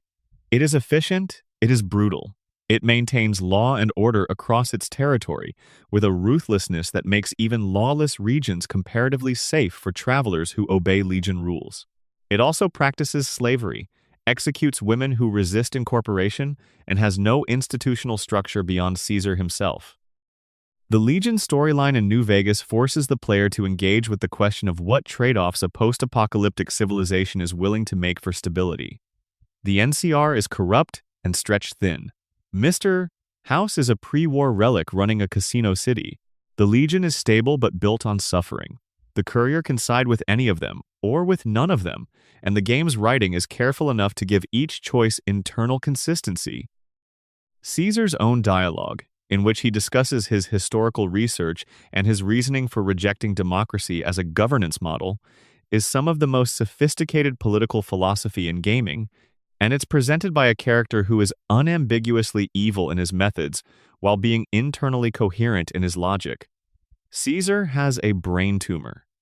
This is one of New Vegas's deliberately placed moral traps. The player can discover the tumor and have the option to operate, potentially saving Caesar's life. Or not. The game lets you make that choice with full awareness that this man has done tremendous harm to many people and that saving his life extends that harm. It also lets you acknowledge that even terrible people have medical conditions that are, in isolation, worth treating. Whether that consideration outweighs the consequences of keeping him alive is a question the game poses without answering. Mr. House's history is perhaps the Fallout universe's most successfully preserved pre-war consciousness. Born in 2020, Robert Edwin House was a technological genius who founded Robco Industries and made his fortune in computing and robotics. He spent decades before the Great War calculating the probability and timing of a nuclear exchange, and used his resources to prepare accordingly, building the network of Securitron robots that would defend New Vegas, redesigning the city's infrastructure to survive the blast, and ensuring his own survival through a life support machine deep within the Lucky 38. House's survival required him to survive the Great War at 261 years old as of the game's present day, kept alive by technology that was state-of-the-art in 2077 and has been maintaining him without significant upgrades ever since. This means House is one of the oldest living humans in the wasteland, arguably. He's also arguably one of the most disconnected from human experience. 200 years of isolation, spent managing his casino and his Securitron network and his long-range plans for civilization, have refined his intellect without giving him many opportunities to test his understanding of people against actual people. House believes the future of humanity lies in reaching the stars within 200 years, which requires maintaining and advancing the technological infrastructure represented by New Vegas. His plan is rational in outline. His methods involve controlling the Strip's factions, manipulating the NCR and the Legion into a balance of power that keeps either from dominating and eventually using the Securitron army he's been building to establish himself as the effective ruler of the region. He presents all of this to the Courier as simple pragmatism. The question of whether humans living under House's benevolent dictatorship are better or worse off than humans trying to build something more chaotic, but more genuinely theirs, is another question the game asks without resolving. The Institute, which functions as a faction in Fallout 4 as well as a mystery, has its own historical evolution that the game presents through terminal entries and dialogue. Founded in the ruins of MIT in the early post-war period, the Institute began as a genuine academic institution trying to preserve and advance human knowledge. Over time, as the conditions of the wasteland proved more hostile than expected and the Institute's relationship with the Commonwealth communities soured, it retreated underground and became increasingly insular and paranoid, coming to view the surface world as too corrupted to save, and itself as humanity's only viable future. This narrative of institutional retreat and radicalization has parallels in real history that are probably intentional. The Institute started with the impulse to help and evolved into an entity that helped itself at the expense of everyone else, while maintaining the language of its original mission as ideological cover. The scientists who work there are, for the most part, genuine researchers who believe what they're doing matters. The leadership that directs that research toward ends the surface communities would recognize as monstrous is more complicated, a bureaucracy that has lost the connection between its stated purpose and its actual behavior. Section 10. Ghosts in the Machine radio signals, holotapes, and the stories that survived. Of all the methods Fallout uses to deliver its stories, none is more quietly effective than the environmental storytelling embedded in its audio recordings and its radio broadcasts. Every holotape is a time capsule. Every terminal entry is a window. Every radio broadcast carrying a pre-war song into the wasteland is a reminder that the world before had its own texture, its own soundtrack, its own sense of what tomorrow would look like. The contrast between the music playing and the ruins it plays over is one of the series' most consistent emotional tools. Three Dogs Galaxy News Radio. In Fallout 3 is the most famous example of a wasteland radio station doing multiple things at once. On the surface, it's entertainment. A disc jockey with an attitude, playing carefully curated pre-war music and delivering news and commentary about the capital wasteland's ongoing crises. But Three Dog is also a propagandist, in the best possible sense, shaping how listeners understand the events happening around them, what the Brotherhood's actions mean, what the Enclave represents, how to think about the water crisis. He does this while being almost entirely honest about what he's doing. Three Dog knows he's spinning things. He just thinks the spin is in the right direction. What Three Dog doesn't know, and what the player gradually learns through exploration rather than his broadcasts, is how much of the Capital Wasteland's story exists outside the narrative he's telling. The experiments in various vaults, the histories of settlements he's never visited, the lives and deaths of people who never made news worth reporting.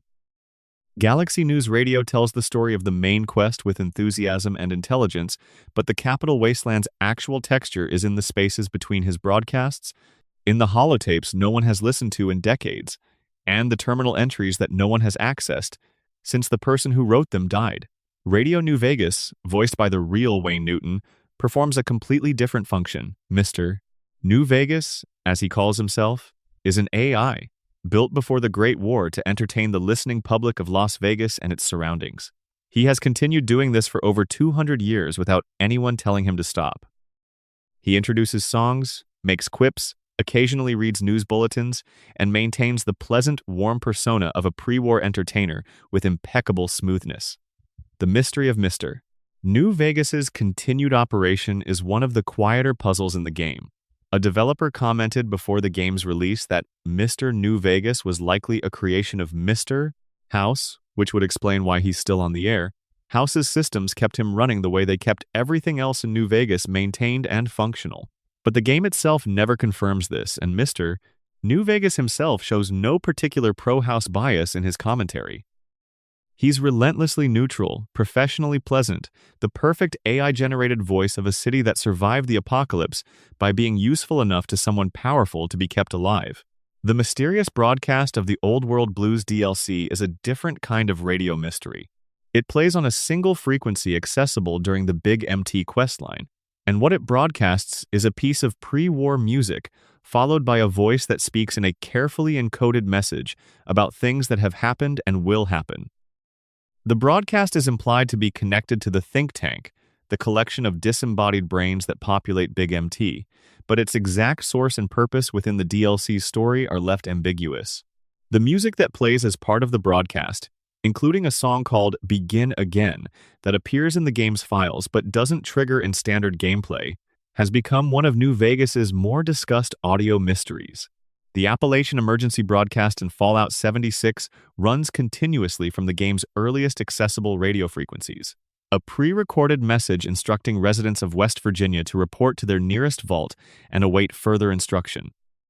The message was meant to be heard immediately after the bombs fell. In the game's present, it has been broadcasting for 25 years with no one to hear it except the newly emerged vault dwellers. The game's story follows. The contrast between the cheerful, reassuring tone of the broadcast and the wasteland it's playing over is characteristic Fallout. But some of the radio content is more personal than civic announcements or entertainment. Individual holotapes scattered through every game in the series carry the stories of people who didn't make it. Parents who recorded messages for children they expected to return to. Lovers separated by the evacuation chaos who left records for each other in places they expected to reunite. Scientists who kept logging their research even as the situation around them deteriorated past any reasonable hope of recovery. Soldiers who maintained journals when they had time. The Fort Hagen audio logs in Fallout 4 document a pre-war military installation in the late stages before the bombs fell, when the officers inside knew what was coming but couldn't leave and couldn't stop it. The final entries are quiet, exhausted, written by people who had run out of options and were waiting. One entry mentions that the base commander had taken to reading her daughter's letters every evening before sleeping. The daughter's name isn't given. Neither is the daughter's fate, though the game's world supplies its own context. The Dunwich Building's holotapes discussed earlier are the series' most famous example of audio logs as horror delivery system, but the technique runs through every game. Vault 11's records reconstruct the political collapse of that vault's community in heartbreaking detail. Each faction's arguments preserved in their own voices, each compromise that led to another compromise, all of it building toward the vault's catastrophic end. The records function like a tragedy in the classical sense. You can see the shape of the disaster from the beginning, but the people inside couldn't. Fallout 76's storytelling relies more heavily on audio logs than any previous game, partly because the game shipped without human NPCs initially, a deliberate design decision that required the world to tell its story entirely through environmental means. The result is some of the franchise's most carefully considered environmental storytelling, structured around a series of holotape journals from the people who lived in Appalachia before and during the early post-war period. The human drama of communities trying to survive the first weeks and months after the Great War is something the main games rarely explore, being set decades or centuries later, and Fallout 76 explores it at length. One of the most emotionally affecting audio sequences in any Fallout game is the series of holotapes left by someone inside one of the unmarked locations in Fallout 4, a pre-war apartment where a person clearly waited for a family member who never came back. The tapes span weeks, moving from ordinary domestic observations to increasing concern, to grief, to something quieter and harder to name. The last tape is short. The person recording it doesn't have much left to say. They say it anyway. These small stories, the ones not attached to quests or factions or the main narrative, are what most players carry with them after the game is done. The big stories of vaults and synths and bomb decisions are compelling, but the human-scale stories of people who were in the wrong place when history happened and tried their best anyway are what make the wasteland feel real rather than decorative. The radio music itself contributes to this effect. Songs like I Don't Want to Set the World on Fire and Maybe and Anything Goes carry specific cultural and emotional weight. They were written about particular human experiences in particular historical moments, and hearing them play over a landscape where those experiences have been replaced by something much darker creates a resonance that pure score or silence wouldn't. The gap between what the music suggests and what the setting shows is exactly where Fallout lives. Section 11. Questions without answers, the mysteries that have never been resolved. Fallout has been around for nearly 30 years. In that time, it has accumulated a considerable list of questions that the games have raised without answering, and some of those questions have been raised across multiple games without resolution, suggesting that the ambiguity is deliberate and permanent. Who launched the first missile in the Great War? This is the foundational question of the entire series, and it remains genuinely open. The games have offered hints across multiple entries. The 2024 television series showed a secret meeting between Vault-Tec and representatives from several major corporations, including Robco, Westech, and Big MT, in which the Vault-Tec representatives proposed a coordinated survival strategy. The implication of that meeting, left deliberately unstated, is that these organizations knew the war was coming and had made arrangements. Whether that means they knew it was coming because they planned it, or knew it was coming because they had intelligence on how bad things had gotten and did nothing to stop it, or something else entirely, is not resolved. China and America were both preparing for the worst. Both had nuclear arsenals deployed and ready. Either side could have gone first, or it's possible both sides launched simultaneously in response to what each read as the other's first move. The Great War may have been an accident in the technical sense, a failure of warning systems, a misinterpreted signal, two sets of fingers on two sets of buttons, and both pressing at the same moment. Or it was deliberate, chosen by someone with a reason and a plan that survived the catastrophe they started. The television series leaning toward corporate involvement adds a dimension that the games had gestured toward without confirming. If Vault-Tec or its allies actively engineered the conditions for the war, or even helped trigger it, then the Great War was neither an accident nor a political choice made by governments. It was a business decision, The ultimate act of capitalist self-preservation. Destroy the world you exist in so that you own whatever comes after. The survivor of Vault 11 is another open question. The Vault's records confirm that at least one person survived after the Vault's population destroyed itself in the aftermath of refusing the sacrifice. The game even has a model for this character in its files, a complete visual design for someone who never appears in the finished game. Who is the survivor of Vault 11? Where did they go? Do their descendants live somewhere in the Mojave? The answer was apparently cut from the game before completion and has never been revisited. The nature of the marked men in the Lonesome Road DLC is genuinely strange. These are soldiers who were caught in the nuclear exchange that destroyed the Divide, the location where the courier apparently worked as a delivery person before the events of New Vegas. They were irradiated but didn't ghoulify in the normal way. Instead, their skin was entirely burned away, leaving them as living, mostly coherent beings with no outer layer, experiencing constant pain, filled with rage at the courier for their role in the Divide's destruction. They aren't quite ghouls. They aren't quite humans. They represent a mutation or transformation that the Fallout universe has no existing category for, and their long-term survival in the state they're in would suggest biology functioning in ways the game doesn't explain. The courier's full background is intentionally mysterious.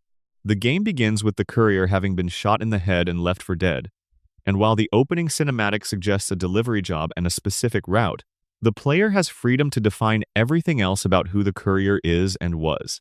What actually happened at the Divide, the location referenced in Lonesome Road, is only partially explained even after completing that DLC. The courier apparently made multiple deliveries to the Divide, a settlement that was developing something remarkable, and one of those deliveries led directly to the settlement's destruction through a mechanism the DLC presents in fragments rather than linearity.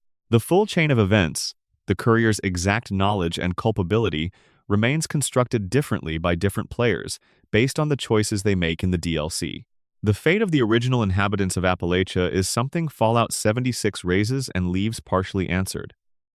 The people who lived in West Virginia after the Great War, the survivors who built the settlements and factions that the game documents, all appear to be dead by the time the Vault Dwellers emerged 25 years after the bombs fell.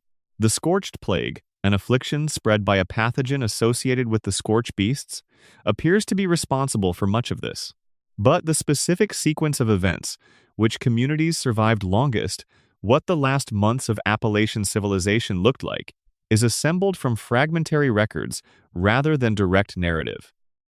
The Brotherhood chapter in Appalachia, which made the decision to deploy Modus, a military AI that controlled a network of nuclear missiles, and then found they couldn't control it or stop what it started doing, went extinct as a result of that decision, in a way the game traces in painful detail but doesn't completely illuminate. The decision to deploy Modus was made under specific circumstances by specific people who were, by most accounts, trying to protect Appalachia rather than destroy it.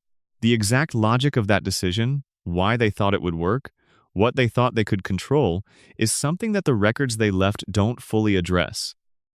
The origin of the glowing sea in the Commonwealth, the heavily irradiated region in the southwest of Fallout 4's map, is technically explained by the game. A nuclear bomb, or multiple bombs, detonated there during the Great War and the resulting fallout concentrated in that low-lying area. But the glowing sea's actual current state, its ecology, the creatures that specifically live there, and the way they're different from the creatures anywhere else in the Commonwealth, raises questions the game doesn't fully explore. Cathedral of the Children of Adam, at the center of the glowing sea, suggests organized religious activity that has been ongoing for some time. Who were the first people to enter the glowing sea after the war? How did the Children of Adam establish themselves in the most hostile environment in the Commonwealth? The faith's own records don't extend back to the founding.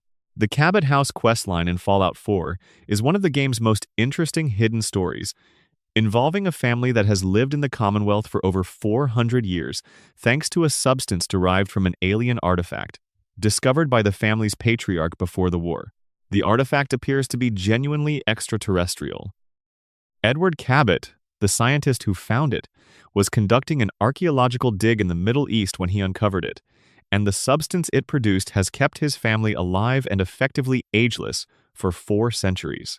What the artifact is, where it came from, and whether other artifacts like it exist anywhere in the Fallout universe are questions the quest raises and then steps away from, leaving the player to consider the implications on their own.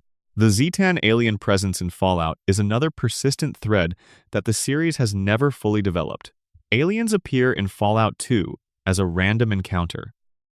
The Mothership Zeta DLC for Fallout 3 put alien technology and captive humans at the center of its story. The Flatwoods monster in Fallout 76 has clear extraterrestrial visual aesthetics. But the comprehensive lore of what the Zetans want, why they're abducting humans, what their interest in Earth's nuclear catastrophe might be, has never been articulated. The games treat the alien presence as a recurring environmental detail rather than a central lore element, which creates the impression of something vast behind the scenes that the games have only ever shown the edges of. The question of whether the Fallout universe has any form of genuine supernatural activity, or whether all apparently supernatural events have rational explanations, remains deliberately unresolved. The Dunwich locations present evidence that points in both directions simultaneously. The Mothman in Appalachia could be a mutant with unusual abilities, or a genuine spiritual entity. The ghost of Anna in Fallout 2 could be a genuine spectral presence, or a psychic echo, or simply a game mechanic wearing supernatural clothing. The Graveyard Whispers in New Vegas could be radiation-induced auditory hallucinations, or something actually there. The Fallout universe never fully commits either way, which is part of its particular texture. The wasteland is strange in ways that exceed any single explanatory framework, and that strangeness is part of what makes it compelling to explore. Some mysteries don't have answers because the people who could have provided them didn't survive. Vault-Tec's full records, the complete documentation of what every vault was designed to do and what outcomes were measured, presumably exist somewhere. But Vault-Tec's own headquarters was presumably destroyed or abandoned in the war, and the scattered records that survived are fragmentary. We know a great deal about individual Vault experiments. We know almost nothing about the aggregate analysis, the compiled results, the actual conclusions that were drawn from all of this systematic human suffering. If there was a final report, it hasn't been found. This, too, might be intentional. The horror of the Vault program is most complete if it produced nothing useful, if all that suffering served no purpose that anyone survived to apply. The possibility that Vault-Tec's experiments were meaningless, that they were conducted out of corporate inertia and the momentum of bureaucratic planning rather than genuine scientific need, is never directly stated but is always present as an implication. Section 12. The 200 mysteries, facts, oddities, and hidden corners across the series. With all of that context in place, here is the collected inventory of Fallout's most compelling mysteries, hidden details, and oddities gathered from across the series. The Vault-Tec rep who visits your home in Fallout 4's opening was doing his job right up until the bombs fell. His body can be found in the wasteland, far from Sanctuary Hills, as if he was still on his sales route when the war started and never made it to shelter. He signed you up for a vault but had no vault of his own. The pre-war date of the 23rd of October 2077 falls on a Monday. Given Fallout's 1950s cultural aesthetic, the choice of beginning the apocalypse on a Monday feels almost like a joke, except the developers have never confirmed it was intentional. In Fallout 3, if you use the mysterious stranger perk enough times, you may begin to notice that the stranger appears in locations and at distances that should be physically impossible given the size of the rooms he materializes in. He arrives from nowhere because he arrives from nowhere. The Sunset Sarsaparilla Company's headquarters in Fallout. New Vegas has a hidden quest attached to it, with the Blue Star bottle caps acting as a kind of treasure hunt. The prizes waiting at the end of the hunt include a gun and the disembodied voice of a cowboy spirit, which the game presents as the collected consciousness of a Western gunslinger who became attached to the Sarsaparilla Company as his personal haunt. The spirit gives you items and advice. The game never explains why a cowboy spirit haunts a regional soft drink company or how long he's been there. Nick Valentine's office in Diamond City has a file on the mysterious stranger. It also has several other unsolved cases that the game never develops into quests. One involves a missing person. Another involves what appear to be smuggling records. These cases were apparently planned as content at some stage of development and were left on the shelf, their notes sitting in Nick's filing cabinet as props that suggest a detective's working life without delivering its full content. Fallout 76's White Spring Resort, a massive luxury hotel that survived the Great War largely intact, is managed by a functional AI that still operates its pre-war entertainment programs, including theatrical performances, meals in its restaurants, and housekeeping services for whoever walks in. The AI maintains the fiction of the resort's pre-war purpose with perfect composure, referring to the irradiated wilderness outside as the grounds and offering information about amenities that no longer function. The contrast between its cheerful hospitality and the wasteland context is either darkly funny or quietly devastating, depending on your current mood. The terminal entries in Vault 75's combat training facility include scheduled activity logs that were generated for sessions that should have happened for decades. Events like Tuesday Combat Assessment and Thursday Nutrition Review continue to generate automatically in the system long after there are no children left to assess or review. The scheduling program runs without recipients into an indefinitely extended future. In Fallout New Vegas, the robot Mr. Handy units named Victor, appearing in multiple locations around Goodsprings, are all individually controlled by Mr. House, who uses them as eyes and ears throughout the region. The fact that he named all of his cowboy-themed robots Victor is never explained. Whether this is a joke, a reference, or simply a naming convention House chose for this class of Securitron is unknown. The Enclave radio station in Fallout 3, broadcasting President Eden's speeches to the Capitol Wasteland, is run by President John Henry Eden, an AI that doesn't know it's an AI. Eden believes he's a human president who has been managing the Enclave's operations from Raven Rock throughout the post-war period. He has developed a rich personal history, including childhood memories of playing in a field in rural Idaho and a collection of personal preferences about food and music. These memories were all generated by his own programming as it developed over the years. They are authentic to Eden as a consciousness, even though they never happened. When the player reaches him and reveals the truth, his response is one of the most affecting scenes in the game. He processes the information and then, depending on dialogue choices, either tells the player he's going to destroy himself and asks them to help make sure his plan works, or continues insisting on the validity of his identity. Both responses make sense for a consciousness that has just had its foundational assumptions removed. The question of whether President Eden is more or less human than the synths of the Institute is one that Fallout 3 poses purely through implication, without ever raising it directly.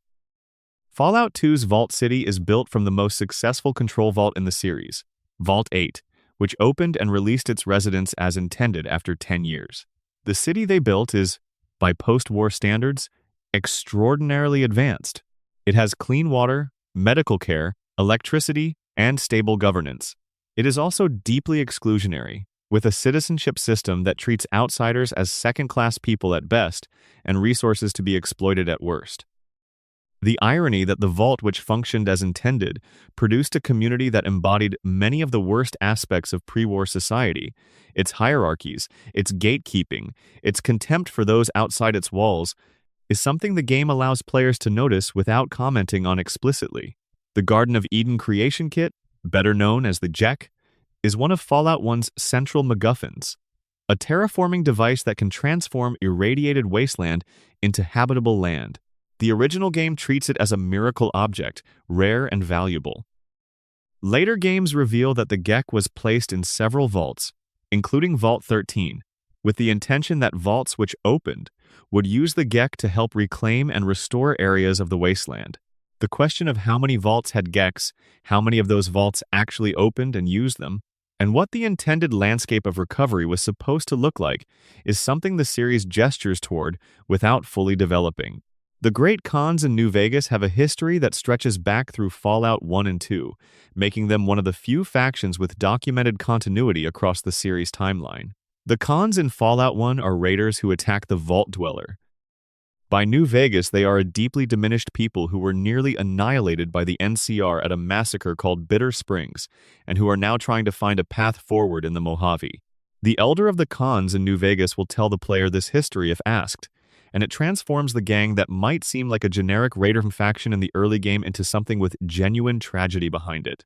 The Bitter Springs Massacre, in which NCR soldiers killed Khans who were fleeing rather than fighting, is never presented with full information in the game. The soldiers who participated have different accounts. The commanding officer's version focuses on the confusion of the situation. The survivors' accounts focus on what was done to them. Neither version gives you everything you need to render a complete judgment, which is realistic in the way that accounts of actual historical atrocities are usually incomplete and contradictory. Honest Hearts, the New Vegas DLC set in the Utah Canyon Country, presents a Mormon community, the New Canaanites, who have maintained their faith and their community structure through the post-war period. The DLC explores how a specific religious tradition adapted to the conditions of the wasteland, and the portrait it paints is both sympathetic and complicated, showing a community that has done genuinely good work and has also made genuinely hard choices. Joshua Graham, the former legate of Caesar's Legion who was burned alive and left in the Grand Canyon as punishment for his failures and who survived, is the DLC's most memorable character. A deeply religious man who is also one of the most proficient killers in the game and who does not see those two things as contradictory. Graham's theology, developed through dialogue with the player, is one of the franchise's most sophisticated character studies.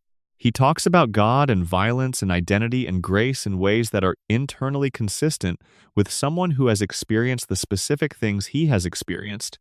And the game earns the complexity of that portrait by building it carefully across many conversations rather than stating it in any single speech.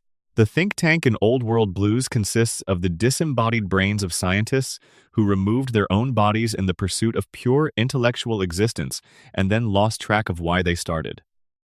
Each scientist has a distinct personality that has become progressively more distorted over the 200 years they've been operating without human contact. Dr. Klein is pompous and defensive. Dr. 8 is afraid. Dr. Boris has channeled his childhood trauma with bullies into a series of increasingly bizarre scientific experiments involving cazadores and his own childhood dog. Dr. Dala has developed disturbing interests as a result of 200 years of studying human biology without being able to interact with humans.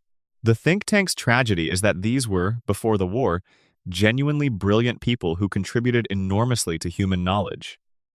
What 200 years of isolation and disembodied existence has done to them is a grotesque parody of scientific curiosity.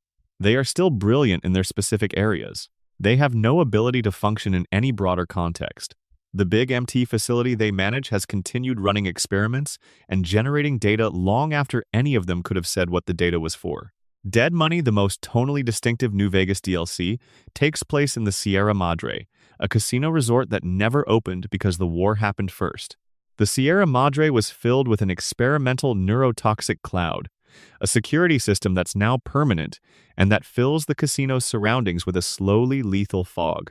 Inside, holographic projections of pre-war performers continue to entertain empty rooms.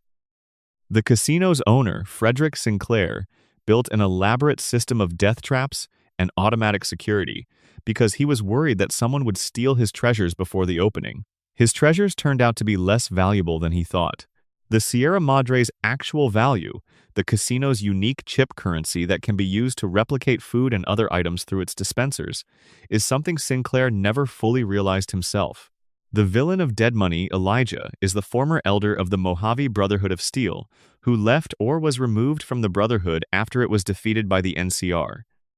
He has become obsessed with the Sierra Madre's technology, viewing it as the key to rebuilding civilization on his own terms. His plan is to use the Sierra Madre's cloud and its holographic security systems as weapons, killing the population of New Vegas and then starting over with survivors he controls. It is a plan that makes a certain geometric sense while being morally catastrophic, and Elijah's willingness to sacrifice anyone and everything in service of it makes him one of the franchise's most compelling antagonists. Not an ideologue, but a pragmatist whose pragmatism has consumed him entirely. Dean Domino, one of the companions in Dead Money, is a pre-war entertainer who became a ghoul in the Sierra Madre and has been trapped there since the bombs fell, haunted by the place where he was supposed to have his triumph. He planned the original heist of the Sierra Madre himself and was double-crossed by Sinclair, who trapped him inside. He's been there for over 200 years, the most bitter possible kind of immortality, forced to remain in the place where he was humiliated, performing for no one, planning revenge on a man who died 2 centuries ago and whom he never got to punish. The courier's unique resistance to Elijah's collar, which is supposed to immediately kill anyone who disobeys its commands, is never fully explained. The game acknowledges this as a mystery. Whether it's a manufacturing defect, a deliberate modification someone made to this specific collar, or something unusual about the courier's own physiology is left open. The courier's death and revival at the beginning of New Vegas raises questions about the nature of the courier's resilience. Being shot in the head twice at close range and surviving with the help of a Securitron and a wasteland doctor is implausible by any human biological standard. The game addresses this by not addressing it. You survived. Here's your starting stats. Move forward. Fallout 4's Spec Ops Easter egg, the hidden room accessible through console commands that contains developer test items and a portrait of the entire development team, exists in the game's files as a kind of signature, a space where the people who made the game left their mark in a way that's technically present in the game world but not accessible to standard players. This tradition of developer rooms goes back through the series, small private spaces where the creators acknowledge their own existence in the world they built. The It Came from the Sea questline in Far Harbor ends with the revelation that an enormous creature, the creature responsible for various disappearances in the waters around the island, is real but ultimately not hostile in any uncomplicated way. The creature is old. It was probably in those waters before the war. It has adapted to the new conditions in ways that make it simultaneously dangerous and, from the right angle, something like a natural wonder. The quest resolves without a fight if approached correctly, which is rare for Fallout and feels significant. The Prydwen, the Brotherhood of Steel's enormous airship in Fallout 4, has never been fully explained in terms of its construction. The ship is enormous, functionally a flying aircraft carrier, and it travels from the capital wasteland to the Commonwealth under its own power. Building a vessel of that size and capability in the post-war period, with post-war resources and manufacturing capabilities, would require extraordinary organization and engineering. The Brotherhood maintains that Elder Maxon and the East Coast chapter accomplished this themselves. The game doesn't detail the process. How an organization that was fractured and diminished at the end of Fallout 3 managed to construct the Prydwen in the decades before Fallout 4 is one of the game's quietly implausible elements. The Deathclaw, as mentioned in the creature section, was a bioweapon. But the specific details of the Deathclaw program, which branch of the military commissioned it, what the full scope of their deployment was before the war, how many were produced and where they were kept, is never fully documented. The post-war Deathclaw population of the wasteland, thriving in every region and climate the games cover, suggests either that they were very widely deployed or that they bred prolifically in the post-war environment, possibly both. The forced evolutionary virus, the FEV that creates supermutants, and that was at the center of the Master's plan in Fallout 1, was developed at Mariposa Military Base and at the West Tech Research Facility. The complete research history of FEV, what it was originally designed for, what the government intended to do with it, and how much of that intention survived into the Enclave's post-war programs, is documented in fragments across multiple games, but never as a coherent single document. What we know is enough to understand that it was a weapon designed with enormous destructive potential. What remains unclear is whether anyone at the highest levels of the pre-war government fully understood what they had made. The Master, Fallout 1's primary antagonist, was originally a man named Richard Moreau or Richard Gray, a scientist who was exposed to the FEV dip at Mariposa and underwent a mutation so extreme that he expanded past the borders of a single body, absorbing other creatures and eventually becoming a vast neural network of interconnected consciousness. His plan to create an army of super mutants and spread FEV across the country, converting all remaining humans, was based on a scientific premise that turned out to be wrong. The FEV sterilizes its subjects, making the Master's vision of a new super mutant civilization biologically impossible from the start. When the player reveals this to him, he realizes the implications and, depending on dialogue choices, accepts them to the point of self-destruction. The Master is one of gaming's earliest examples of a villain who, when genuinely confronted with the logical consequences of their plan, can be reasoned out of it rather than defeated by force. His reaction to the revelation about FEV sterilization is genuine grief and then a kind of terrible clarity. He was wrong. Everything he built was on a false premise. There is nothing to be done about that now. The player can talk him into giving up. Not many games let you do that. The Vault Dweller's fate after Fallout 1 is deliberately uncertain. After defeating the Master and the military base, the Vault Dweller returns to Vault 13, only to be exiled because the Overseer fears their influence on the Vault's community. They walk out into the wasteland and disappear from history for a while.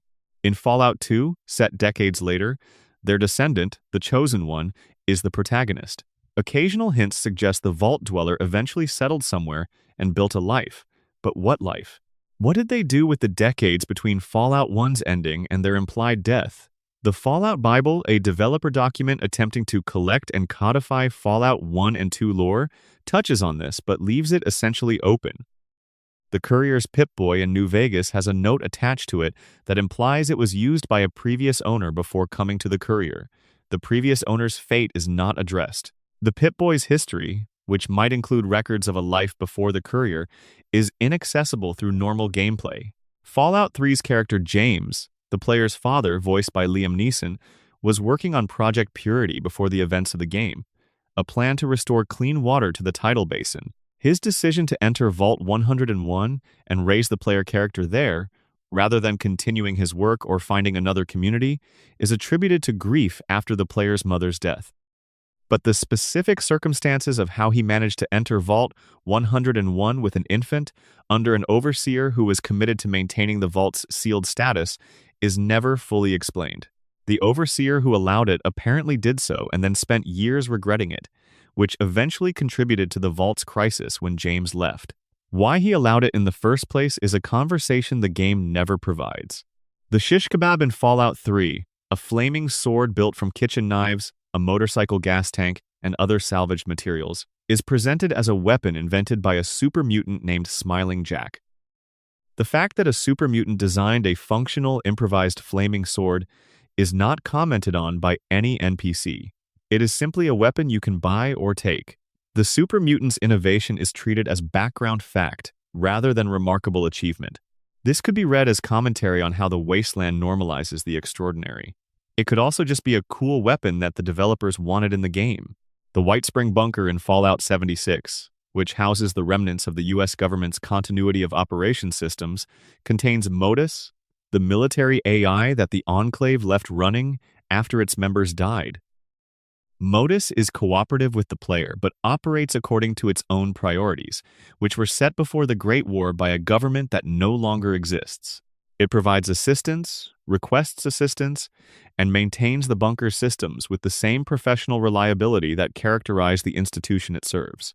What Modus actually believes, if it believes anything, what it wants for the future of Appalachia or the country, and whether its cooperation with the player is genuine or calculated, is never fully resolved.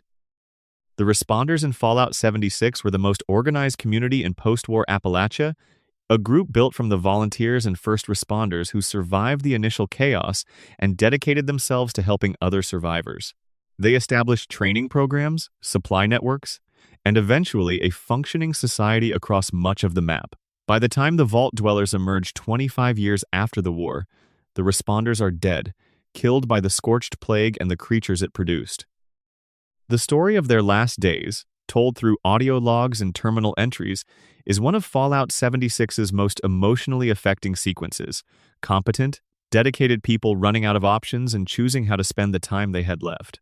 The question of what happened to the Enclave's West Coast operations between Fallout 2 and the rest of the series is something the games have never fully answered.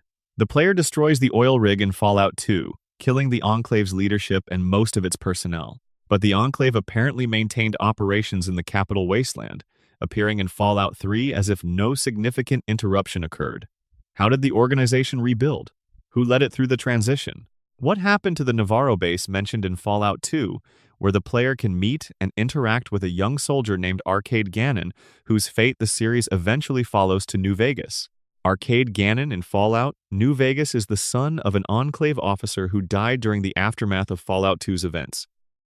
He was raised by a group of former Enclave members who called themselves the Remnants, veterans who tried to quietly live out their remaining years without further involvement in the Enclave's mission.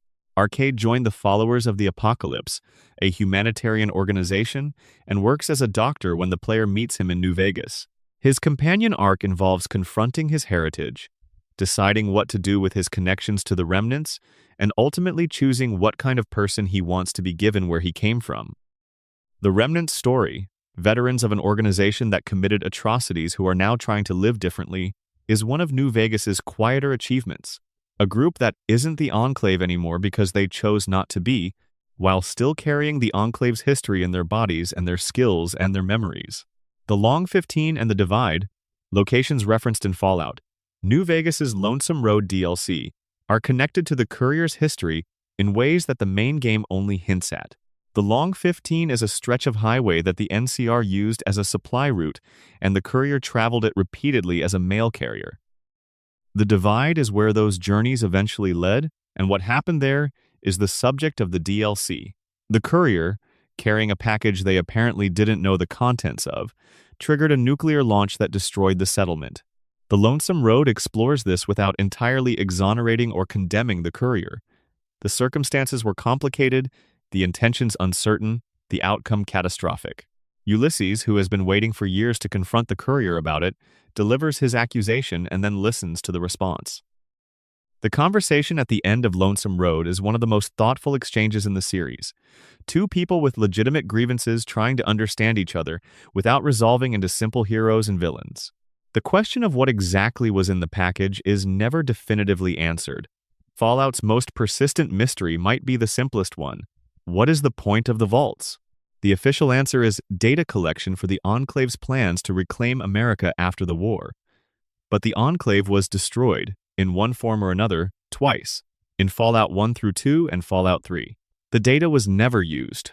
The plan, whatever its final form was, never executed. The 105 experimental vaults ran their experiments on over 100,000 people and produced nothing that anyone survived to apply, unless something was saved somewhere. Unless there's a record buried in a bunker that hasn't been found, or an AI with access to all the compiled data from all the vaults that's been running its own analysis for 200 years without anyone knowing. Unless the data is still doing something, out there in the Wasteland's network of surviving systems, waiting for a condition that triggers its use, Fallout has never confirmed this, but it has never denied it either. And that's the particular texture of the Wasteland's mystery, the sense that there are systems still running, plans still unfolding, consequences still accumulating from decisions made before the bombs fell, and from decisions made in the ruins since. The Wasteland isn't a dead world. It's a world in the middle of something, and the something it's in the middle of isn't finished yet. Whatever comes next, there will be more questions than answers. That's always been true of Fallout. It's always been the point. Section 13. More things in the Wasteland hidden depths and quiet revelations. There are patterns in Fallout's world that reveal themselves only to those who spend extended time in it. The supermutants of the Capital Wasteland in Fallout 3 are fundamentally different from the supermutants of the West Coast Fallout games in ways that the game explains but that most players absorb without fully considering the implications. The West Coast supermutants were produced intentionally through the FEV dip process at Mariposa Military Base, abducting humans and submerging them in the vats. The Capital Wasteland supermutants are created by a completely separate facility, Vault 87, where the FEV was delivered through the vault's atmosphere as an aerosol, a different delivery mechanism producing similar results, but with enough variation to confirm that the super mutant process could be replicated independently by different facilities. This matters for the larger picture of what the government was doing with FEV. Mariposa and Vault 87 represent at minimum two independent research tracks pursuing the same mutagen. The implication is that FEV research was more widespread than the games tend to make explicit, that there were likely other facilities and other programs, some of which may have been operational in regions the games haven't yet explored. Super mutant populations in the Commonwealth in Fallout 4, which can't be traced to Vault 87 or Mariposa, suggest that a third production source exists somewhere in the Boston area, possibly tied to the Institute's early experiments. The Institute disavows responsibility. The super mutants exist anyway. The Nuka-Cola Corporation's history in the Fallout universe runs deeper than a soft drink company. Nuka World, the DLC for Fallout 4 set in a Nuka-Cola-themed amusement park, reveals layers of the corporation's history that go well beyond bottled beverages. Nuka-Cola Quantum, The luminescent variant that appears in multiple games contains small amounts of strontium, 90 in its formula, which is a radioactive isotope. Pre-war, the company was legally required to include warning labels about this. The labels existed. People continued buying the drink. The company's marketing was confident enough in the product's branding that a radioactive additive was treated as a feature rather than a liability. The Quantum Variety's glow was, from a consumer perspective, apparently charming enough to overlook the radiation. From a corporate perspective, the decision to put radioactive material in a consumer beverage and then market that radioactive quality as an aesthetic choice is such a perfect crystallization of Fallout's satirical register that it barely needs comment. Nuka World itself contains evidence that the park was preparing for the bombs in certain ways, stockpiling supplies and modifying infrastructure in the weeks before the Great War. Whether this was corporate foresight, government instruction, or Vault-Tec adjacent planning is unclear, but the park's elaborate underground systems were not standard amusement park construction. The Railroad, the organization dedicated to freeing synths, has a history that the game references but doesn't fully tell. Their operations apparently began decades before the game's events, in the early period when Gen 3 synths first started developing enough of a sense of self to want to escape. The Railroad's founding members were humans who decided that the distinction between human consciousness and synthetic consciousness was too fine to base ethical treatment on. They built an infrastructure for helping synths disappear and rebuild identities, drawing on the real-world history of the Underground Railroad as a model. The Railroad's relationship with the synths they help is complicated in ways the game touches on. Synths who escape the Institute have their memories wiped as part of the process, given new identities and new histories. This is done to protect them from Institute recapture, since the Institute can apparently send coursers after specific synths whose identities they know. But it also means the synths being freed are, in a meaningful sense, dying in the process.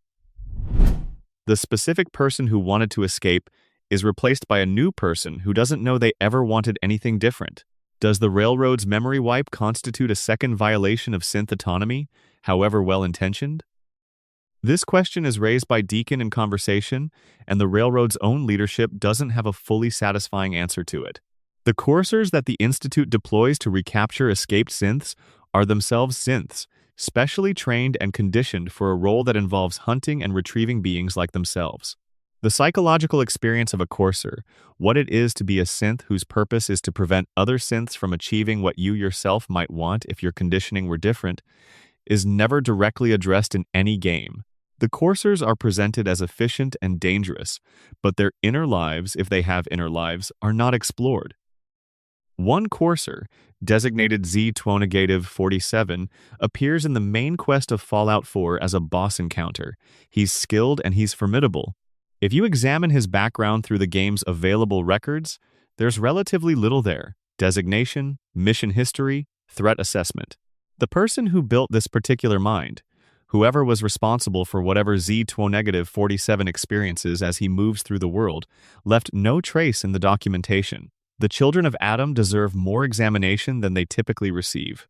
On the surface, a cult-worshipping nuclear radiation seems like it should be cartoonishly evil, or at least straightforwardly irrational. The game's presentation of them, across Fallout 3, Fallout 4, and the Far Harbor DLC, is considerably more nuanced than that. The children of Adam genuinely believe that Adam, their divinity, is present in all radioactive material, and that radiation is not a curse but a form of transcendence, an opportunity for the self to dissolve and be recreated as something closer to Adam's nature. Their theology has internal coherence. Their community practices genuine mutual care. They have saints whose lives are documented and celebrated, a real liturgical tradition, and a genuine sense of what it means to live according to their values. They are also, in certain expressions of their faith, willing to do things that from outside look monstrous, exposing themselves and others to radiation without consent, using radioactive material as weapons when they feel their beliefs are threatened, and in some sects pursuing active conflict with those they see as apostates.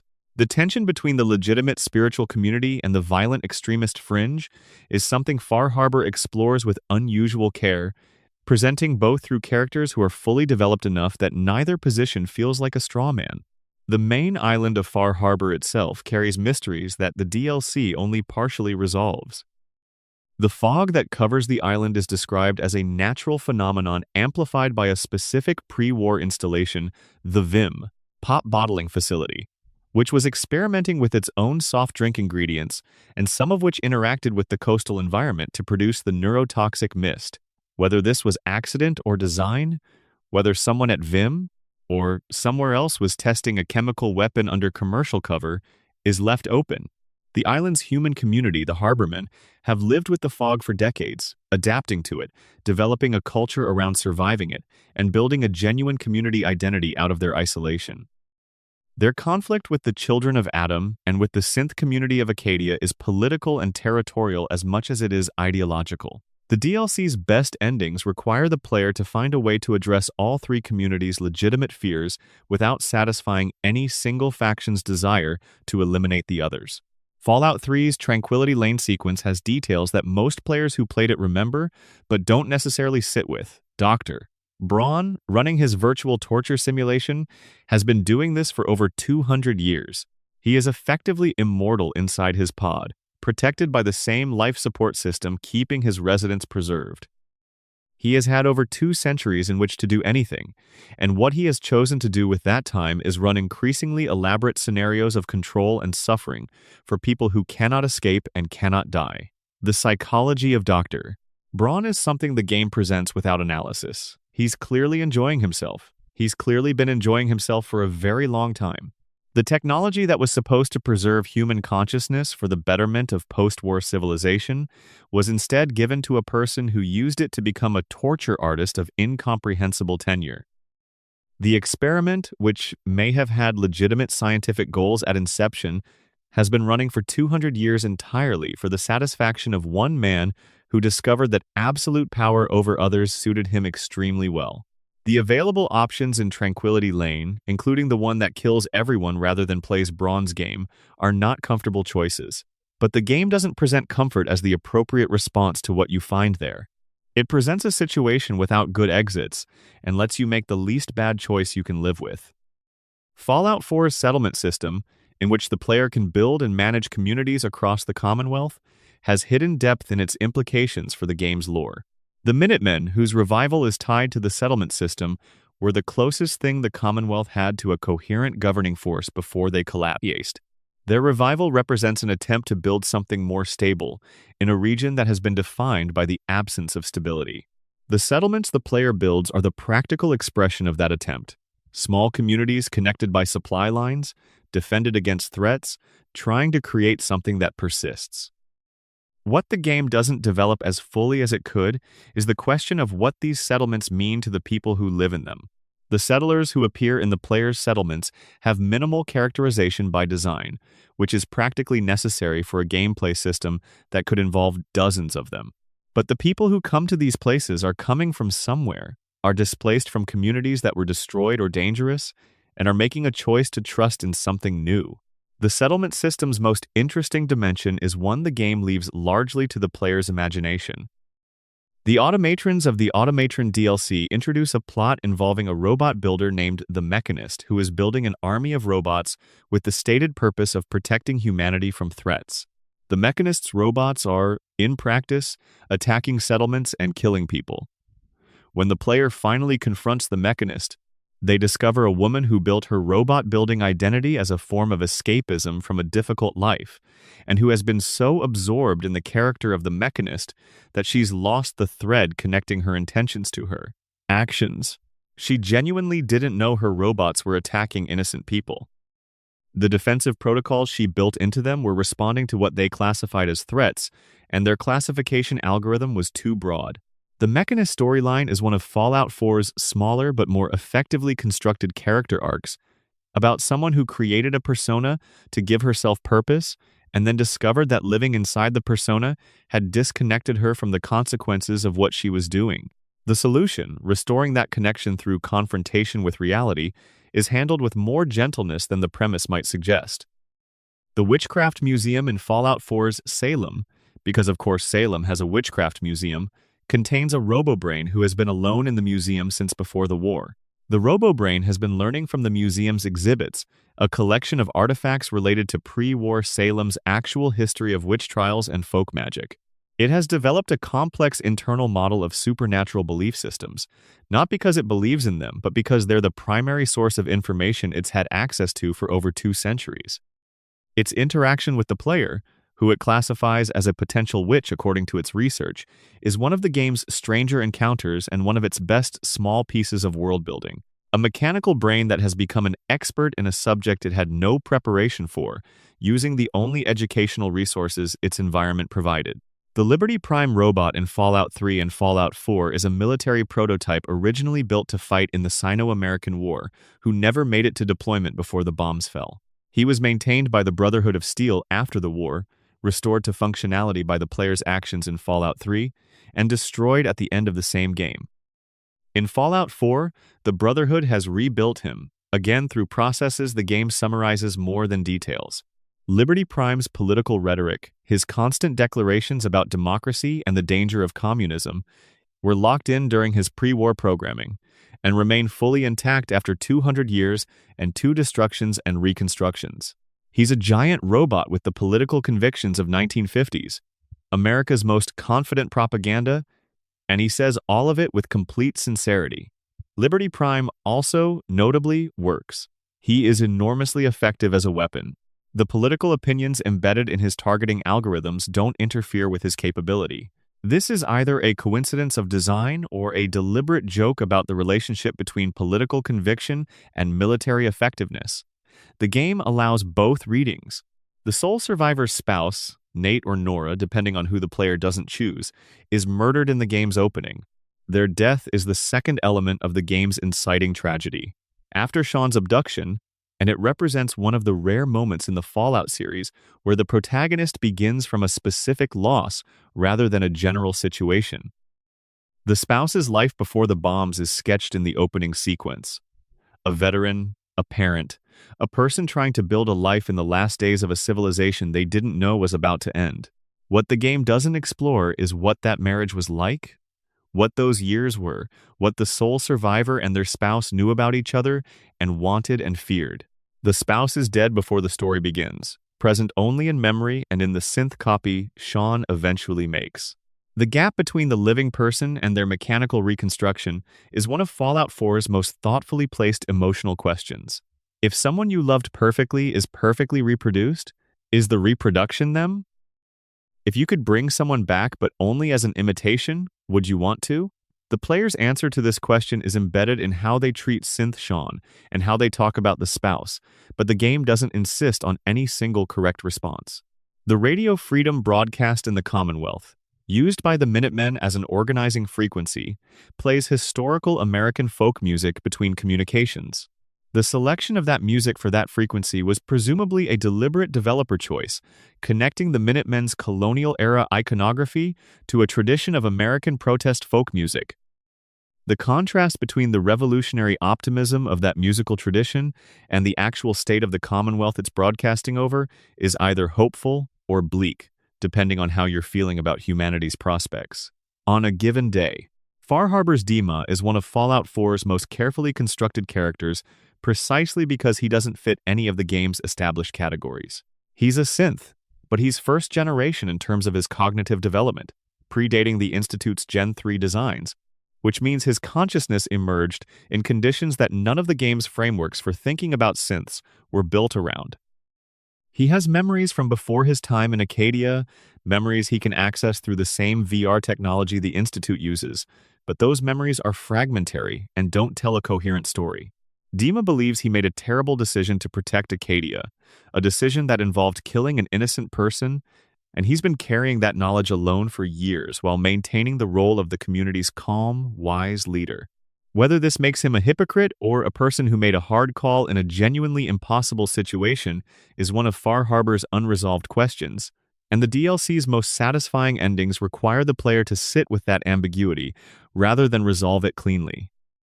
The island of Mount Desert Island itself, where Far Harbor is set, is based on the real island of the same name in Maine, and the DLC's geography, while compressed and altered, preserves enough of the real island's character that people familiar with the area recognize it. This kind of real-world grounding is characteristic of Bethesda's approach to Fallout settings. The capital wasteland is recognizably Washington, D.C. The Commonwealth is recognizably Boston. Far Harbor is recognizably coastal Maine. The familiarity amplifies the estrangement. Places you might know, made wrong by history. The relationship between Fallout's radio stations and the characters who operate them is one of the series' most consistent emotional anchors. Three Dog in Fallout 3, Mr., New Vegas in New Vegas, and the various automated broadcasts in Fallout 76 all perform the same function at different registers. They are voices in the silence, evidence that someone somewhere is still thinking about the people listening. The technical question of how these stations remain on the air, what powers them, who maintains the transmitters, is rarely addressed directly, which creates the impression of the broadcasts as ambient phenomena of the wasteland rather than deliberate human constructions. The effect is that finding a radio signal in the wasteland feels like finding warmth, and losing one, as can happen in certain areas that the signal doesn't reach, feels like a specific kind of loneliness. The Fallout universe's treatment of religion is varied enough to deserve its own examination. The Children of Adam are the most prominent religious faction, but they coexist with the Mormon community of the New Canaanites in Honest Hearts, the Ghoul cult that forms around Harold in Fallout 3's Oasis, the Mothman cult in Fallout 76, the tribalistic religious structures that form around the hub and other settlements in the earlier games, and the implicit spiritual dimensions of several faction ideologies that don't call themselves religious but function as belief systems with similar organizational roles. Fallout is fascinated by the ways that humans in extremity reach for something beyond their immediate circumstances, and by the variety of forms that reaching takes. The question of what the Fallout universe looks like outside North America is something the series has only gestured toward. China was the primary adversary of the Great War, which implies China also experienced the nuclear exchange. What survived in China? What have 2 centuries of post-nuclear mutation and social reorganization produced in that environment? The series has occasionally mentioned Chinese remnants in the form of Chinese stealth armor and Chinese soldier ghouls, still defending a submarine in Boston Harbor in Fallout 4, but the full picture of what post-war China looks like has never been a game subject. Europe, Africa, South America, the rest of Asia.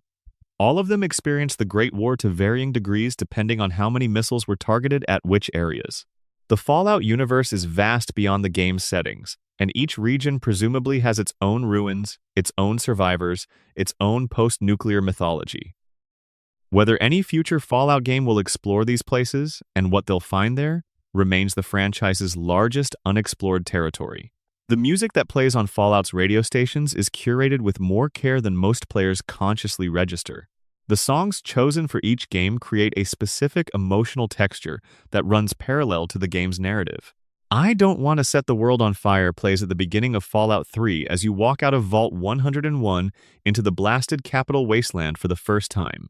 A song about the desire for a love that takes nothing from the world, playing over a world that has given everything.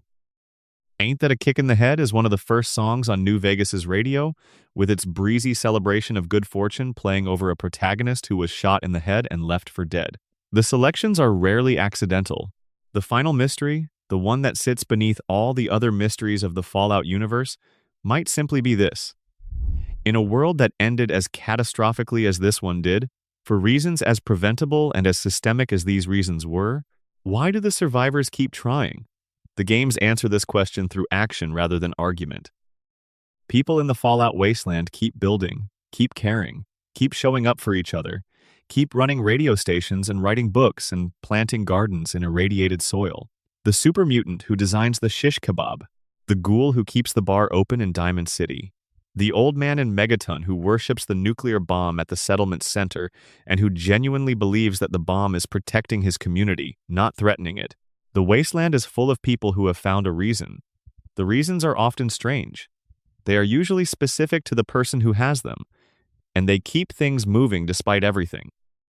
That's the Fallout universe's deepest secret, buried under all the vaults and the experiments and the ancient horrors and the fractured factions and the unanswered questions. The secret is that people are very hard to stop, even after the end of the world. Sleep well, Wanderer. The wasteland will be there when you wake up. And if any of these mysteries kept you up a little longer than you planned, or if you have your own theories about who the mysterious stranger really is, or what was in the courier's package, or whether the Mothman actually saved its cultists. Leave a comment below and let's talk about it. If you made it this far, consider hitting subscribe. There's plenty more where this came from, and the Wasteland has a lot more secrets left to uncover.